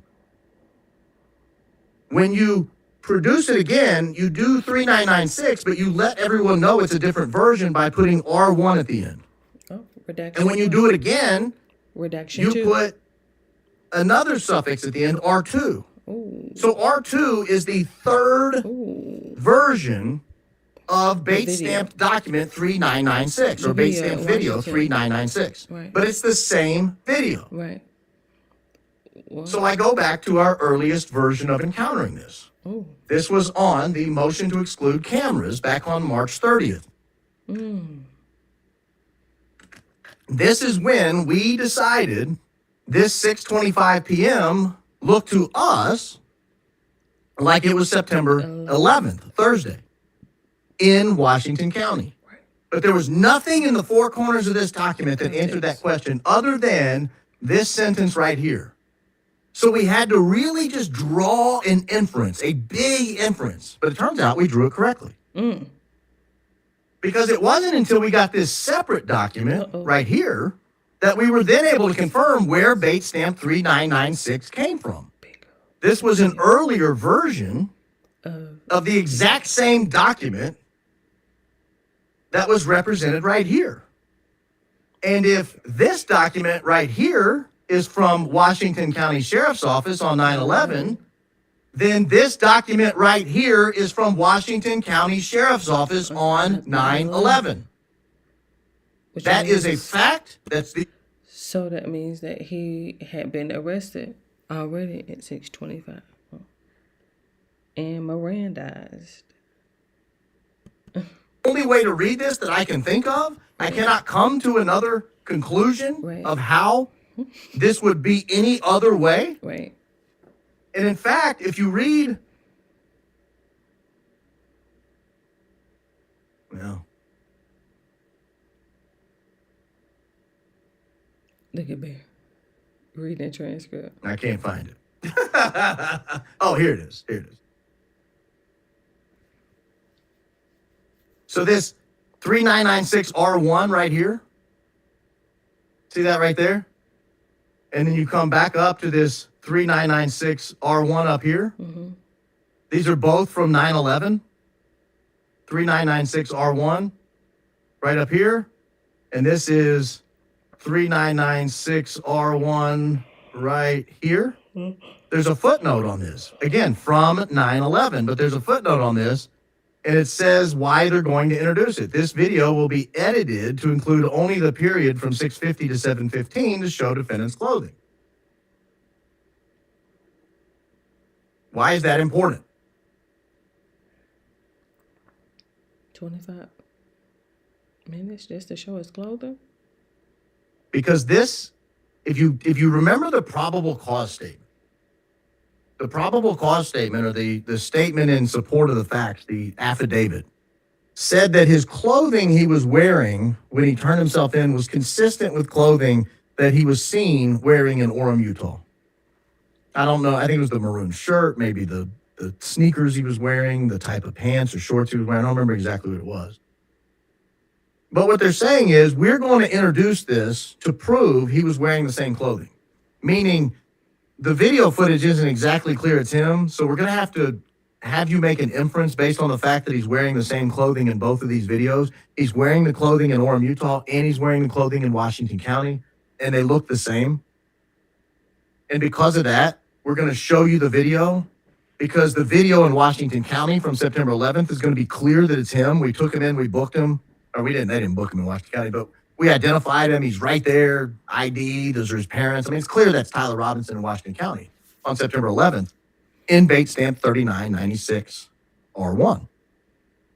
Well, 3996R2 is the same video. What's different? So if that was Tyler Robinson in Washington County in bait stamp video 3996, September 11th, and they're using that to show he's wearing the same clothing, right?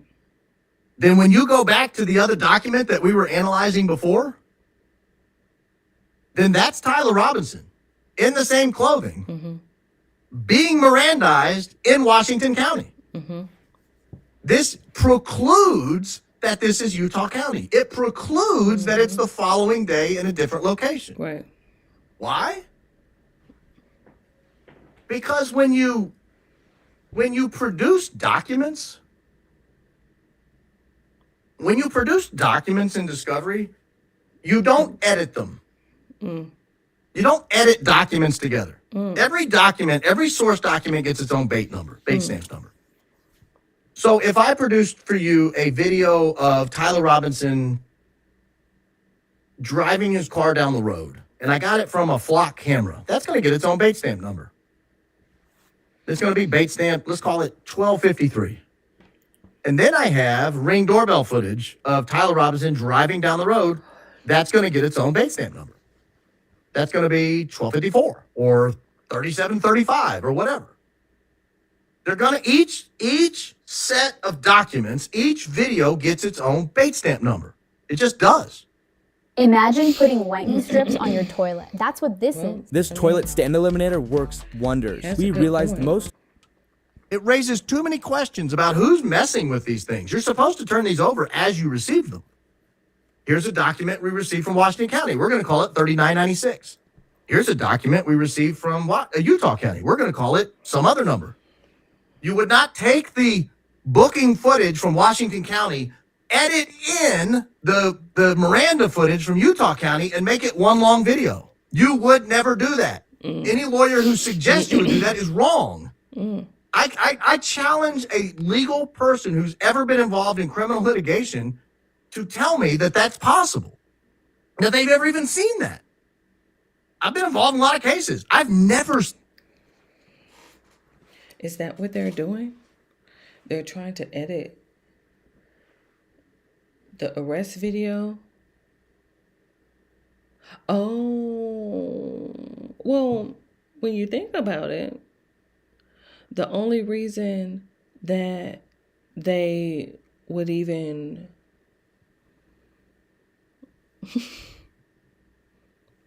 and let me tell you something, as someone who watches a lot of true crime YouTube channels, the only reason that they would do that is because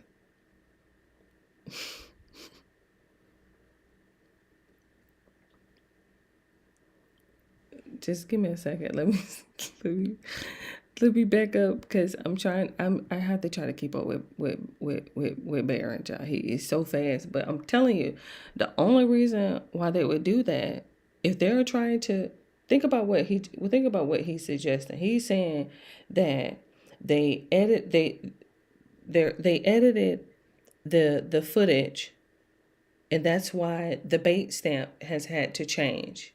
3996R1, 3996R2, right? And the reason why it has had to change is because Barron is suggesting that the video has been altered, right? Because now they want to merge. Oh, well, and I thought y'all didn't have no footage. Anyway, got arrested in Washington County about 6:30. Boom. Then we're down in Orem at about 10. And then remember, why would they be trying to do this? There is only one logical reason. When I tell you, we have seen it time and time again. We have seen this time and time again. And obviously, somebody must have forgot to read the Mirandas. I'm just assuming. I'm literally just assuming, because you got to think about what he's suggesting. Let him finish. Every source gets its own bait stamp. Sure. Every source. Every page gets its own bait stamp. Every video source gets its own. Because he said that when they first was going over, that document where it had the bait stamp, but they didn't necessarily know what it was for. It was like a typed out transcript of the video. And then, of course, once they just submitted their list of people who they're going to call to the stand, all of their witnesses and things of that such. And then, of course, the list of evidence. Then we was able to cross-reference that with what they had filed earlier in regards to the document where they didn't want to exclude, what the defense wanted to exclude media.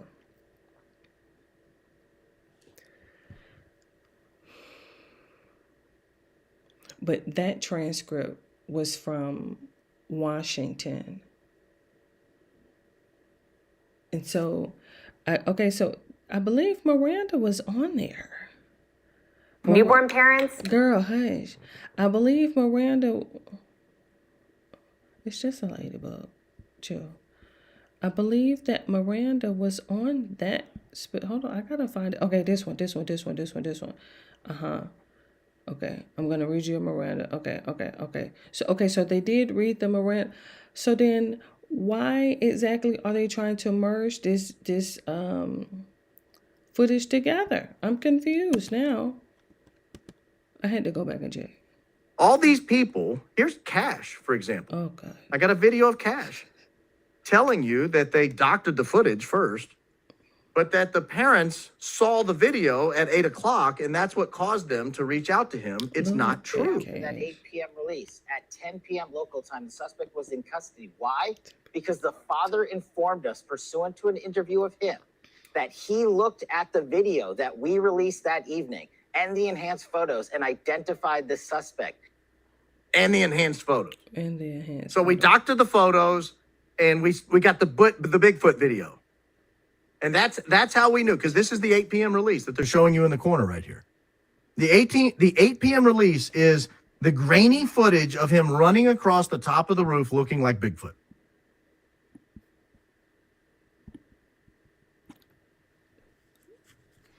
That's Kash Patel telling you that the father did not make the call. But I'm just still trying to figure out why would the footage need to be doctored or edited or merged together? They said something about the clothes. They wanted to make sure that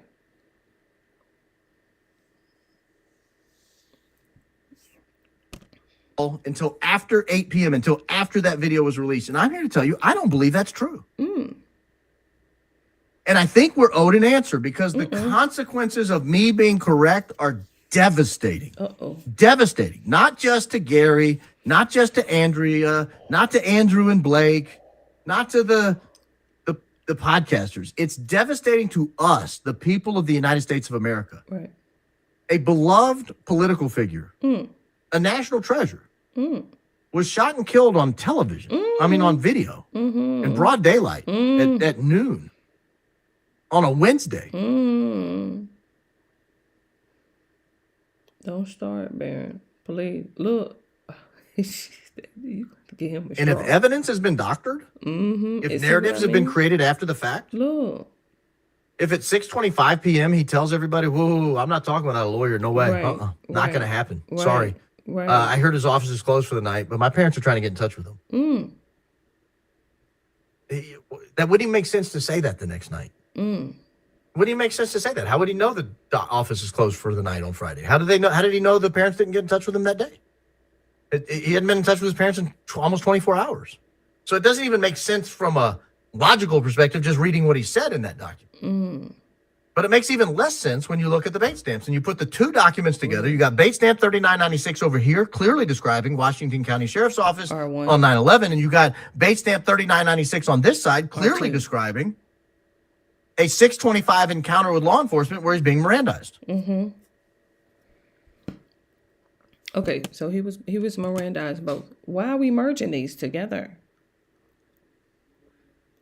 Now, I think you could probably conclude I can't. Help me out, 'cause I don't have no logic. that I'm right. Could I be wrong? I don't think so. I mean, maybe. I'm not ever going to say that I'm 100% right on anything. There's an outside possibility that they violated every rule of discovery I've ever been involved in, that they edited multiple surveillance footages together into a single video for some reason, and the judge is going to be like, yeah, that's normal, that's fine, and the defense is going to be like, it's funny you did that, but we'll allow it. But nobody can state with certainty I'm wrong. I can tell you that. There's not a single podcaster, there's not a single legal expert who can get on any show tonight, tomorrow, any other time and say, you know, that Baron Coleman, he's wrong, and I know he's wrong, and here's why. Here's how I know he was Mirandized on September 12th, Friday, in Utah County, and not September 11th in Washington County at 6:25 p.m. Not one. There's not one. Look. And remember how I handled it. I think I'm right. I think all evidence points to the fact that I'm right. I leave open the outside chance I'm wrong. Sure. Okay, sure. Right. I leave open the outside chance that they did something completely novel in this case, and they edited video footage together to create a very long, multi-source, single video, and that it's 3996, and even though it's described in their legal pleadings as coming from Washington County, that for some reason, somehow we're going to say it didn't. Okay. I mean, I leave open that possibility. I do. I just still can't fathom, why are they trying to merge two videos together to make one? I'm just a little confused. I leave open that possibility. Will the other side leave open the possibility I'm right? Will they say, we don't necessarily agree with Barron? Here's why, but he could be right. Because that would be an honest way to handle this. Nobody can state with certainty that I'm wrong on this. And the silence from the state officials is pretty devastating on this. It's pretty deafening. It's clear this is out there. It's clear. I mean, this is now trended on X twice, this claim that he was Mirandized at 6:25 p.m. It trended in early April the first time I made the claim, and it was trending tonight when I went to the show and I pulled up X to look. It may still be. I don't know. Look. So it's not as if they're not aware people are talking about this. Right. Yeah, it's still up here. Dang. It's got more stories on it than any other story on it. Look at that. Barron Coleman claims confirmation of Tyler Robinson's custody at Washington County. So it's not as if they're not aware this is being discussed. Georgia Power down here, Thomas Massey up here. Eminent Those are domain. your 3 trending stories right now on Seized X. homes and land in Coweta County. And the fact that they won't come out and clarify it tells you I'm probably right.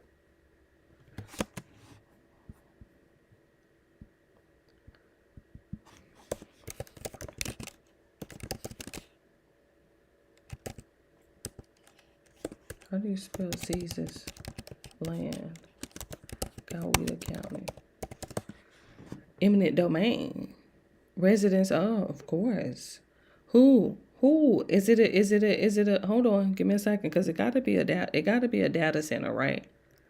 It has to be. Oh, Georgia Power, Lord. Oh, 17 billion. Dang.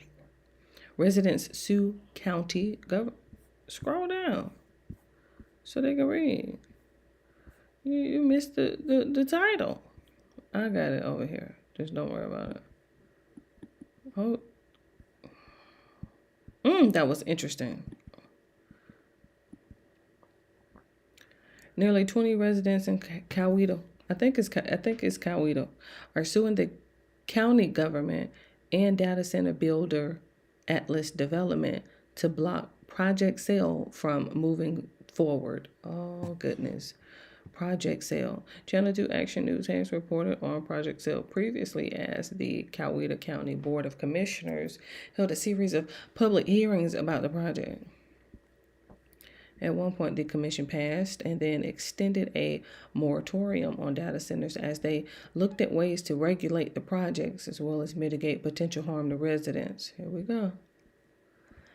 Now, 19 residents of Coweta County are suing the government and the company, requesting declaratory judgment from Coweta County Superior Court to block the project. Declaratory judgment. That's an interesting phrase.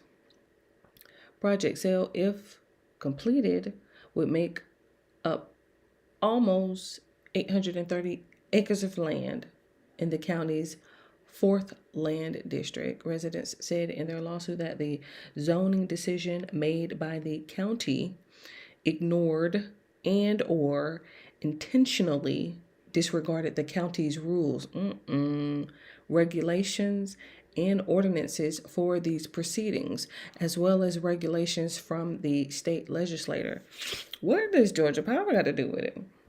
The lawsuit requests a judge waive sovereign immunity for the county government and that the public's due process rights be upheld for review for the proposal. The plaintiffs allege in their filing that previously submitted plans were inaccurate, failing to address as much as 103 acres of wetland on the property, misstated power and water needs for the project, and how it would impact the county infrastructure, and not identifying that it would be near a significant groundwater recharge area.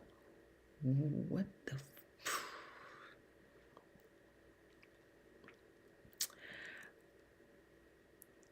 That was hard to read. That was hard to read.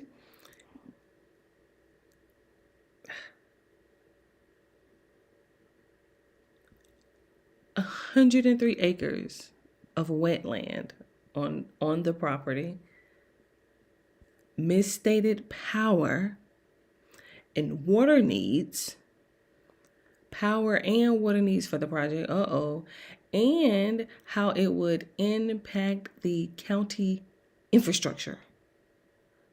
And you should have had bullet points or something.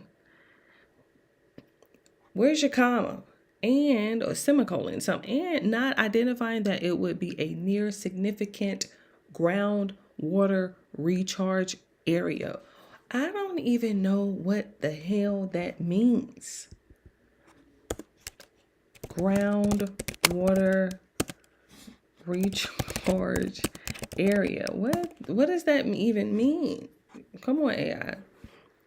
Groundwater recharge areas are critical for aquifer sustainability.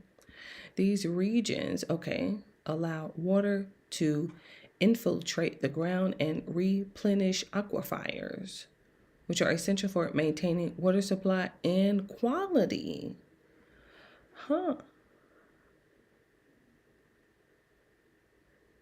Can be diffused where precipitation seeps through soil over a large area. Oh, wow. Okay, hold on, let me just finish because I'm trying to see what Georgia Power got to do with it. Project sale was first proposed for Coweta County by Atlas Development in late 2024 with an expected cost of $17 billion. Throughout the process, including during multiple public engagement sessions, Atlas has amended its proposal with one set of changes made as recently as January.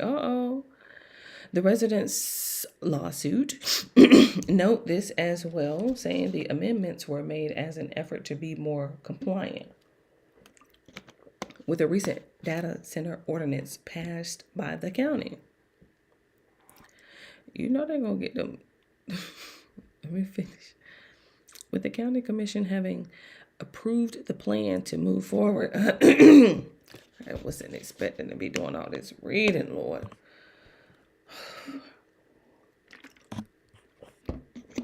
Child, I'm trying to figure out what Georgia Power had to do with it. Wait, didn't they say? Hold on, let me go back up. Residents, they sued the government. Let me first, just give me a second. I'm gonna save this real quick. I gotta message this to myself before I forget. Okay, send that to me real quick so I can have that. What? I need to go back because I was trying to figure out what Georgia Power had to do with it. But yeah.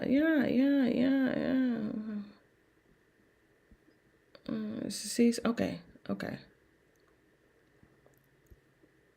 Wall Street. Okay, the government is preparing to seize homes and land using eminent domain for the construction of a data. Is that? Oh, so now they're okay. So they was trying to use eminent domain to take their land to build the data. I thought the data center. Let me go to X. I don't even be over here. Wall Street apes. The government is preparing to seize homes and land using eminent domain for the construction of a data center in Coweta, Georgia. Okay. This American childhood home is being taken by force by Georgia Power. Homeowners in this county do not have a choice. 350 private properties. Georgia Power says it will negotiate purchases and easements and use eminent domain. Georgia Power claims it's to strengthen the grid for the growing energy demand in Georgia due to many new data centers. The lines are widely linked to Project Sale, a massive proposed hyperscale data center campus that was, man, my ADHD be going on. I'm probably right. And the fact that they won't dignify you, the American public, who they claim to serve, with clarity on this issue and say, no. Here's when he was Mirandized. Here's where that video. So then that means that's why. I'm finna get up off of here. Because I'm assuming that is why they're suing the government, because they were trying to use eminent domain to take their land. And now the residents, shout out to the residents in Coweta County. You know how that eminent domain is, Lord.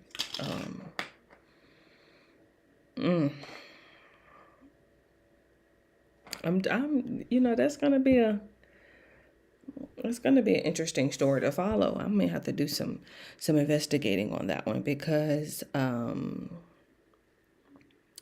Georgia Power has already sent out their memo, Lord, about these data centers, and they didn't already have talked to whoever on the commission right now. Because once the 19th come, we'll be voting for whoever is on the list. I believe let me see. I believe I got a picture. Let me see if it's on this phone here. Because I did take a picture while I was at Dollar Tree. And she had a list. And this is how you know. Pass it to me. This is how you know. They really don't be wanting you out there voting. Because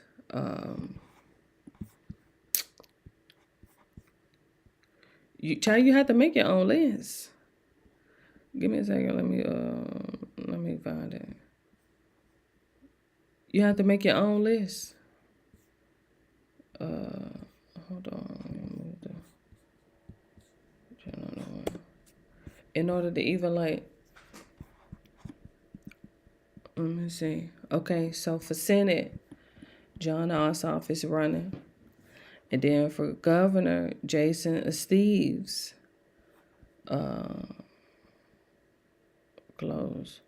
is allegedly running. But let's just keep going. Lieutenant Josh McLaurin.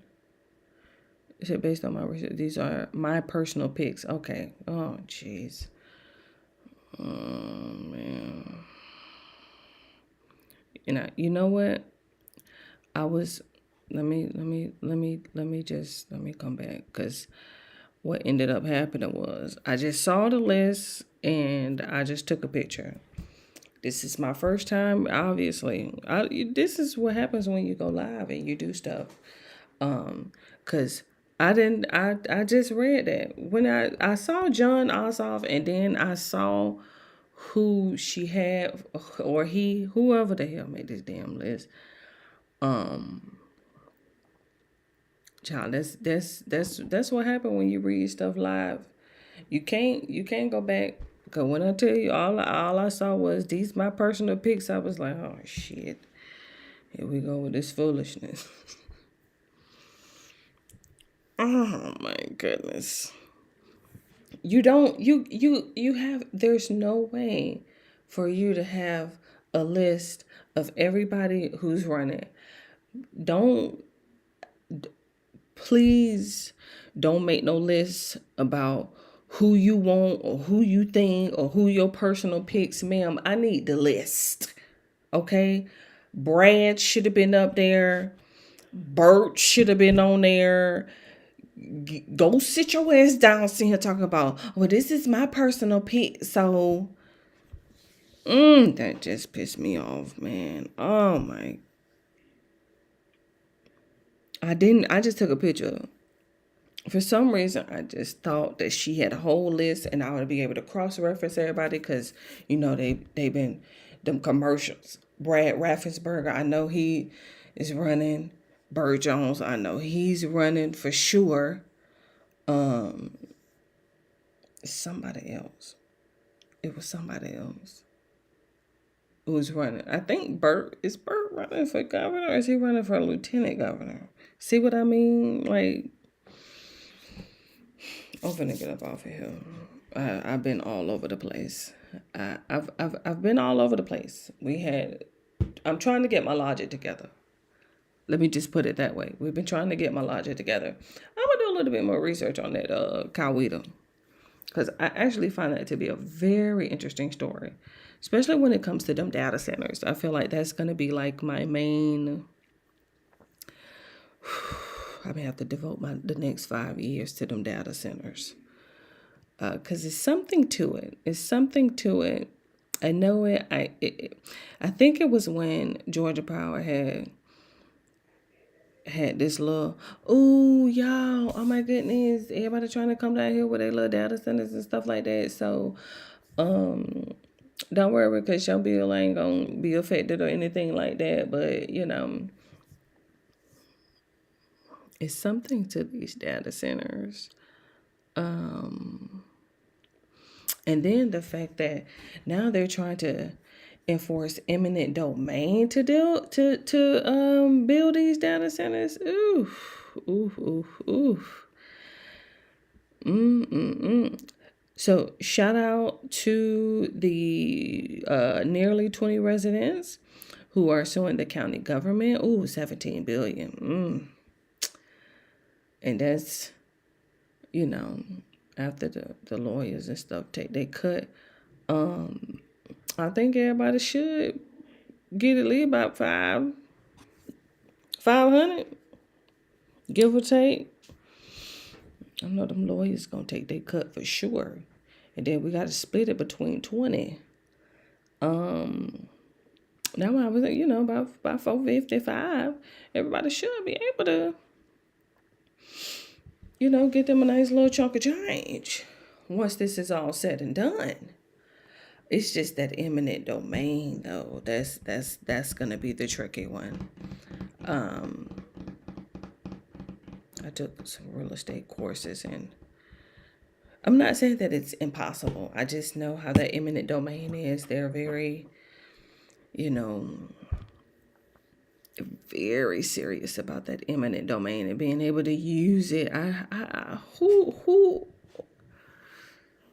We just live here. We have no idea how they come up with this shit and how they try to enforce it, and you know what I mean? Like, I could take your shit. Wow, it's eminent domain. It's like, wait a minute. But that just goes to show you, only when it matters to you is when you see. Because this is Coweta, honey. This is it hit different up there. I'm just saying, it hit different up there in North Georgia, and so shout out to the residents up there who are fighting to, save, like she said, their childhood. I'm talking about generations. People got their land and stuff like these are not people who these are people who are not going to go down without a fight. And so shout out to them. I appreciate that random side angle that I live in Georgia, so yeah, of course I'm gonna, but then it was them data centers that I was like, here we go. So with that being said, I'm gonna just let you know how Barron works. Barron it really be like maybe 2.5 hours of content. And then of course he spends like an hour, maybe an hour and a half just going through the comments.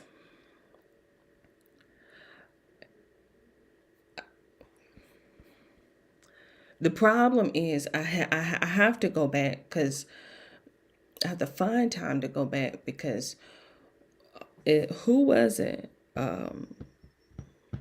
Give me a second, because it was Johnny, whoever.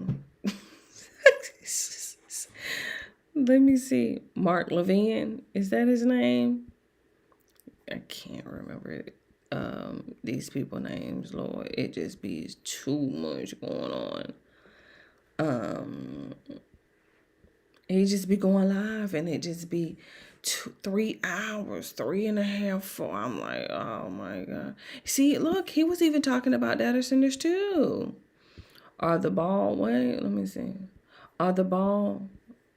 rooms, data centers, UFOs related?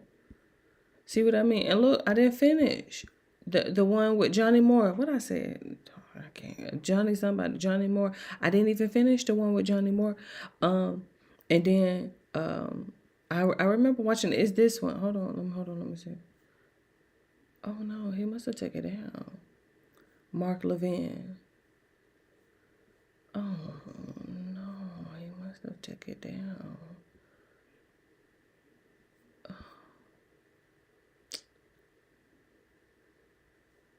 No, it was.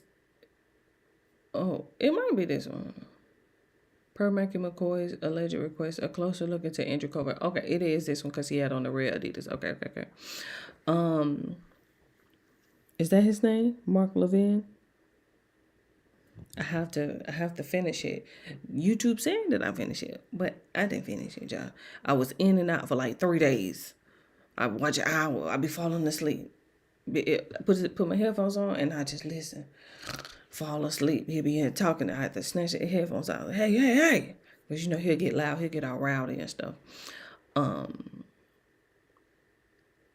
This was a really good one. I hate the fact that it said that I finished. I didn't.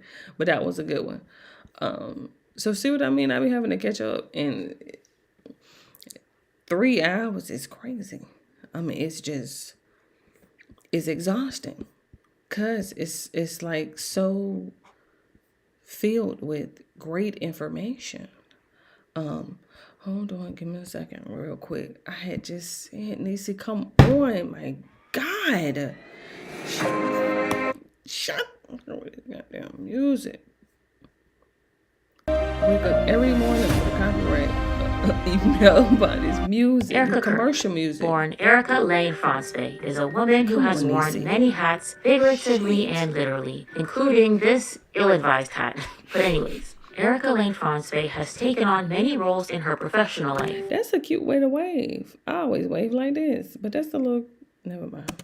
Real estate agent, a model, actress, TV personality, clothing line founder, Miss Arizona 2012, CEO of Turning Point USA, and a philanthropist. According to Erica, she and her mother founded Everyday Heroes Like You in 2006, although the articles of incorporation do say late 2007, but whatever. Giving conflicting information is her specialty. But like I said, Erica and her mother founded Everyday Heroes Like You, and with this charity, they did numerous initiatives. Pause for a Cause, Johnny's Locker, and the now infamous Romanian Angels. For months, there has been online chatter about the program Romanian Angels and its possible ties to nefarious activity. And in this video, I will be discussing the allegations. Hello everyone, if you're a new viewer, welcome. If you're a returning viewer, welcome back. If this is your second, third, or fourth time watching one of my videos and you are not yet subscribed, we already go together, okay, make it official, and hit that subscribe button. Someone once commented on a video saying something along the lines of, Niecy's always doing extra credit homework. Joking about how much research I do when I do my videos, and that comment made me laugh, so shout out to whoever said that. But I do a lot of research, and it's important that I keep my mind sharp. And one of the ways I do that is by getting a good night's sleep. And that's why I use Dream. Dream is a sleep beverage that has improved over 30 million nights of sleep, including my own. In the past, it would sometimes take me like an hour or more to finally fall asleep, but since I started using Dream 45 minutes before bed, I am able to fall asleep within 10 to 15 minutes. Dream comes in many different flavors. The one that I enjoy the most is the chocolate chip cookie flavor. It fits nicely into my nighttime routine. It helps me unwind, and I don't have to worry about the calories because one serving only has 15 calories. To use Dream, simply add 1 scoop of powder into a mug of hot water or milk and blend using the Beam frother. 89% of users agreed that Dream reduces nighttime restlessness, and 82% agreed that Dream improves mental state at at night. If you're struggling with falling asleep, staying asleep, or waking up feeling exhausted, Dream has been a total game changer for me. You can get early access to Beam's Memorial Day sale and be the first to shop for up to 40% off with my exclusive link and code. Click my link below and use code NISSY to get up to 40% off your... do that every single day. I'm telling you, like, people who get up and take their kids to school every day and did the bus and all that stuff like that. Shout out to get them ready and get them dressed and stuff like that. Shout out to y'all. Shout out to the kids that have to do that. Because when I tell you, I had to do that.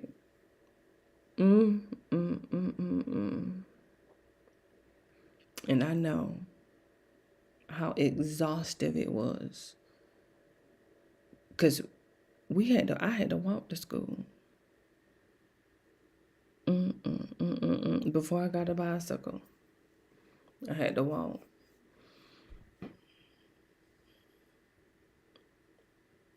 To and from. It was rain, cold. Oh, we thank you. Oh my God. Of Dream. A special thanks to Dream for she had no car. answering this video. As I mentioned in the I mean, she got one, but she had that damn car for maybe 6 months. Maybe 6 months. Like, maybe. And I don't even think she was taking me to school. Was she dropping me off at school? Was she picking me up at school with the car? I don't even think she was doing that. Child, she ain't had that car. Like I said, it probably wasn't even but 6 months.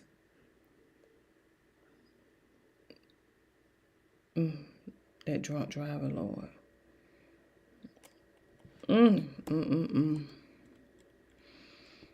Look how I stopped at Nisi. Oh my God, Lord. Please, Nisi. So this video is going to be about the Romanian Angels charity, but it's also about how Erica Kirk has on more than one occasion found herself in bad company, so to speak. Take, for example, this Make Heaven Crowded tour. Not only is the name of the tour a poor choice of words at best, especially following the death of her husband, but the choice to include a particular pastor in this tour was also a poor choice. Pastor Greg Laurie, a man that Erica has affectionately called a friend. I have to say a really special thank you to Greg and Kathy, because when all of this happened, all of this what? You really see who your true friends are. And Greg Laurie has also spoken about his friendship with Erica. I sent a text to Erica Kirk, Charlie's widow, and I told her what happened. And I said, you know, Erica, the Bible says that there is joy in heaven in the presence of the angels over one sinner that comes to repentance. I just told her that God worked despite this tragedy. And we've, you know, and there's so many other things we've talked about. So by their own admissions, they have more than just a professional relationship. They have a friendship. So it's hard to imagine that she is completely oblivious to the fact that shortly after Charlie's passing, victims began coming forward accusing Greg Laurie of helping facilitate sex trafficking, sex abuse, and other awful things at his various orphanages in Romania, abuse that allegedly went on for over 8 years. And according to the victims, Greg Laurie knew about it and didn't care. As of the making of this video, there are over 22 victims who have filed lawsuits against Greg Laurie, his church, Harvest Christian Fellowship, his alleged co-conspirator, Richard Shute, and quite possibly a literal demon, Paul Havsgaard. And I think it's important that I go over this before discussing the Romanian Angels program, because there's a common theme of keeping bad company. Greg Laurie is the co-founder and senior pastor of Harvest Fellowship in Riverside, California. In this video, I'm not going to go too far down the rabbit hole of pastors with ties to the U.S. military, but it is a common theme and a curious one. Greg Laurie attended a military academy as a child in Long Beach, California, and his maternal grandfather served in World War II. It also just so happens that Greg Laurie's conversion to Christianity happened during the late 60s, early 70s at the time of the Jesus movement in Southern California. This was a major counterculture movement where thousands of hippies and disenchanted youth converted to evangelical Christianity. There is even a movie about this movement with Kelsey Grammer in it. But this movement also happens to have occurred at a time where the CIA was running operations like the MK Ultra program and Operation Chaos. And just some more food for thought. The intelligence. She read that book, didn't she? Did Candace just read that book, Chaos? Not before.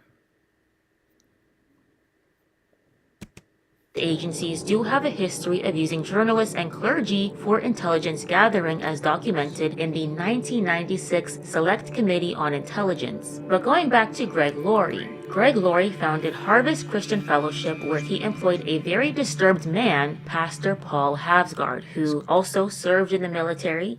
By the way, he served in the Vietnam War, but Paul Havsgard worked for Greg Laurie starting in the 1970s, and he was seen as the second most powerful man at the organization, and he is a very important part of the story. In 1994, Paul Havsgard's sister Samantha felt it was important to inform the Harvest Church that Paul Havsgard was a predator who had sexually abused his two younger sisters over the course of 6 years. Samantha believed that Paul was a danger to all children, and so she informed a leader at the church. However, nothing was done. Paul Havsgard wasn't fired or reported to police. A few years later, in 1998, after visiting Romania himself, Paul Havsgard, who was a senior pastor at Harvest Church at the time, he then approached Greg Laurie about opening orphanages in Romania, and Greg Laurie agreed. Greg Laurie sent Paul Havsgard to Romania to run the orphanages, an operation which Greg Laurie paid for from donations that were earned at the Harvest Church in California. It's important to know that in the 1990s, Romania was well known for attracting PDF files because many children were on the streets, there was tons of poverty,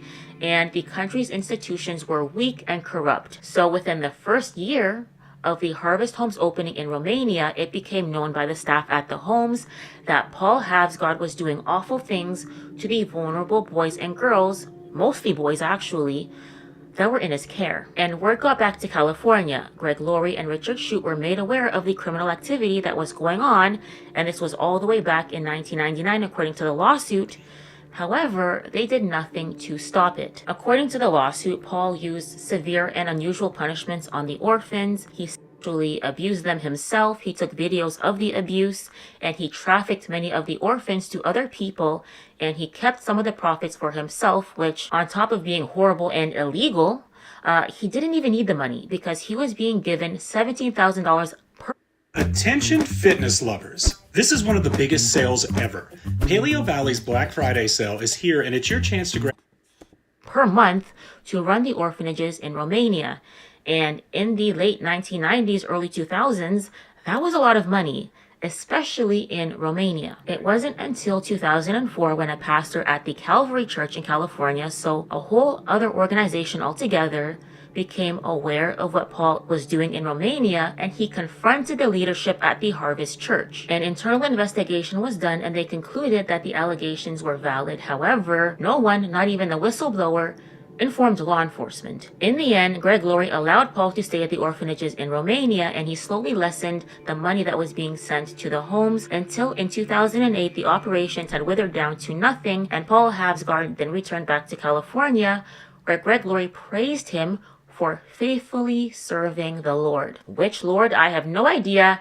Can't be Jesus. In the lawsuit, they allege that the reason that Greg Laurie didn't call the police on his friend Paul was because Paul was great at fundraising. Paul would periodically return to California, bringing along with him some children that he had abused, and he would show them off in order to raise money. It seems Harvest Church didn't want the scandal and didn't want to lose money. It has also been alleged that in 2016, Greg Laurie and the Harvest Church were contacted by lawyers who were representing alleged victims, and a lawsuit was threatened. Instead of going through litigation, it is alleged that a secret settlement was reached. That is Greg Laurie. That is the man that Erica Kirk called a friend. That's the man that she brought onto the Make Heaven Crowded tour. Now, in all fairness, Greg Laurie did first appear at a TPUSA Faith event on August 7, 2025, and that was a month before Charlie died. But based on how Greg Laurie has spoken about Charlie, I don't get the impression that the two men were friends. He speaks about Charlie in a very general sense, like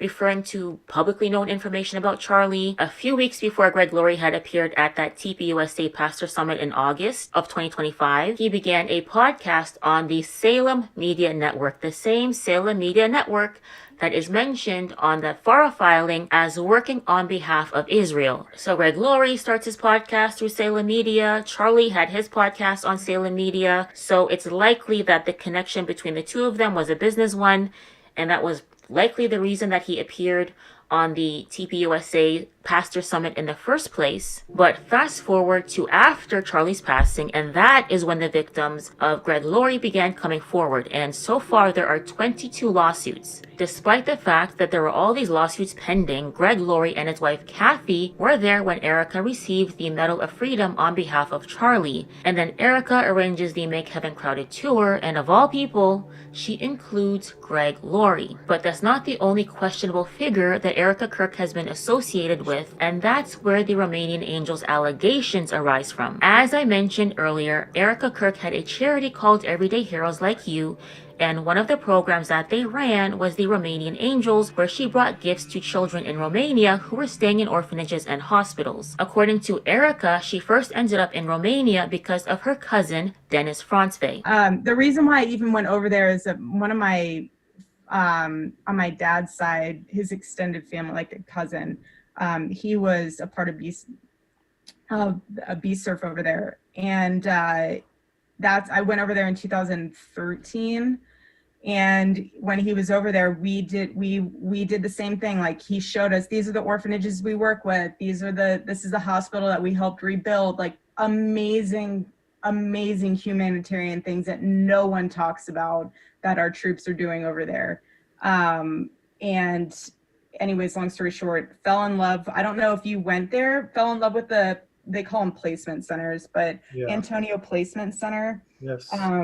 And these kids are phenomenal, and they're precious, and they just want to be loved on. In the interview, she said that this happened in 2013. I went over there in 2013. However, that appears to be incorrect, as per usual. Her own social media posts show that this happened in 2012. The Romanian Angels website says that this happened in 2012. And I do wonder if the story of, I only went there because my second cousin was there, like, I wonder if that story is true. Because who just up and decides to go to a military base in Romania because their second cousin is there? It just seems very random to me. And given her very close relationship with her mom, I suspect the real reason that Erica went overseas was because of her mom, Laurie. Laurie has a long history of working with the Department of Defense through her companies Intelemet and E3 Tech. On E3 Tech's website, it mentions receiving a Joint Service Achievement Medal for classified operations during Operation Enduring Freedom and Operation Iraqi Freedom. And during both of those military operations, Israel provided training support and intelligence sharing to the U.S. forces. So I would imagine that Laurie Franțvei's companies were an intermediary between the Israeli intelligence and the U.S. intelligence, given the fact that she did get an award for joint service and classified operations. Now, the Black Sea Forces, now keep in mind the Black Sea Forces is the military group that Erica went with to Romania, but the Black Sea Forces did also start training with the IDF following Erica and Laurie's second trip to Romania in April of 2013. So there has been speculation that perhaps Laurie was involved in that. It's just speculation, but anyways. In August of 2012, so the year before that, we know that Erica went to Romania, and she says she was there because of her cousin, Dennis Franțvei. According to his LinkedIn, he was involuntarily activated for 1 year starting in 2012, meaning his time serving in the Black Sea Forces overlaps with the time that Colonel Otto Buscher was the leader of the unit, a man who Erica had thanked for supporting her charitable project,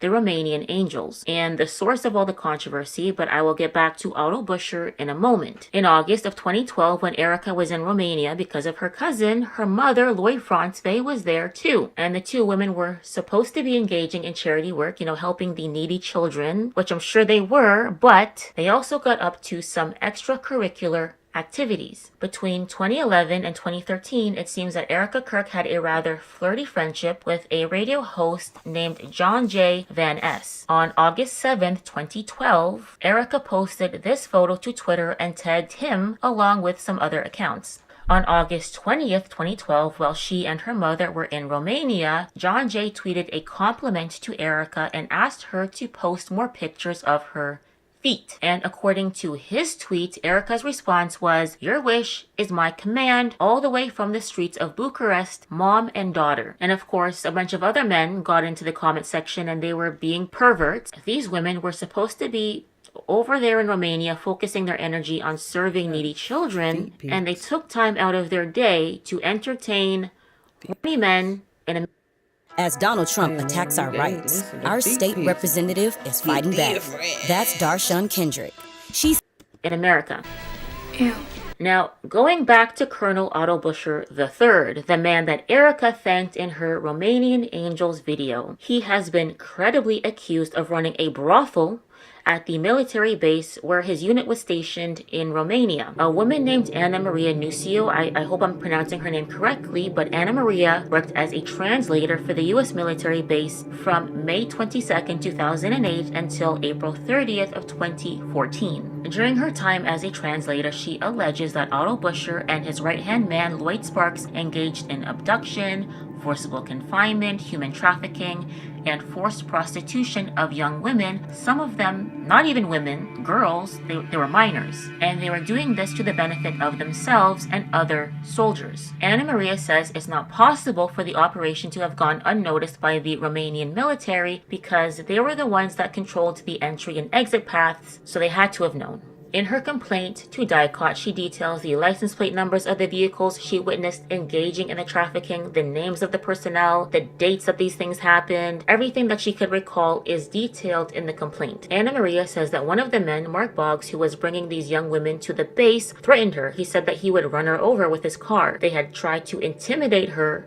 into silence. However, she did file a complaint with the Romanian police in 2011, but nothing came of it. Eventually, in 2014, an investigation was opened by American personnel who would then go on to cover everything up and fire Anna Maria. In 2019, 2 girls were murdered and it was suspected that they were being trafficked by a Romanian man to the U.S. military base. And Anna Maria advocated that those cases be linked to the complaint that she had made against the military base, but to this day, no American personnel have been held accountable. And technically speaking, the Romanian law enforcement have no jurisdiction to do anything about what the American military base was up to, because since 2001, there has been an agreement between the U.S. and Romania, which gives the U.S. military jurisdiction over crimes committed on their base within Romania. So Romania had no jurisdiction to prosecute, and America covered it up. So none of the men have been held accountable for their actions, including Otto Buscher. Of course, there's no evidence that Erica was aware of what was going on back in 2013, or that she knew what Otto Buscher and the other soldiers were up to, but it's just an interesting coincidence that one person has 2 people in their sphere who have ties to trafficking, and both of those trafficking ties happened in Romania. Anyways, that is all I have for this video. If you liked it, please don't forget to hit the like button. If you are not yet subscribed, please don't forget to hit that subscribe button if you'd like to see some bonus content. I do upload a new video to Patreon every month, so you can go check that out. I have this video that I did on Epstein. I have the second video that I did on Epstein. I have this video that I did about Erica. And on Patreon, you also get early access to my uploads. And it's just another way for you to support my work. Another way that you can support my work and get a better night's sleep is by checking out the sponsor of today's video, Beam. Click my link below and use promo code NISSY to get up to 40% off your order of Dream by Beam. If you liked this video and you would like to see more like it, I will have 2 more videos for you in the end cards. I will see you guys next time. Take care. Bye. In the meantime, in between time.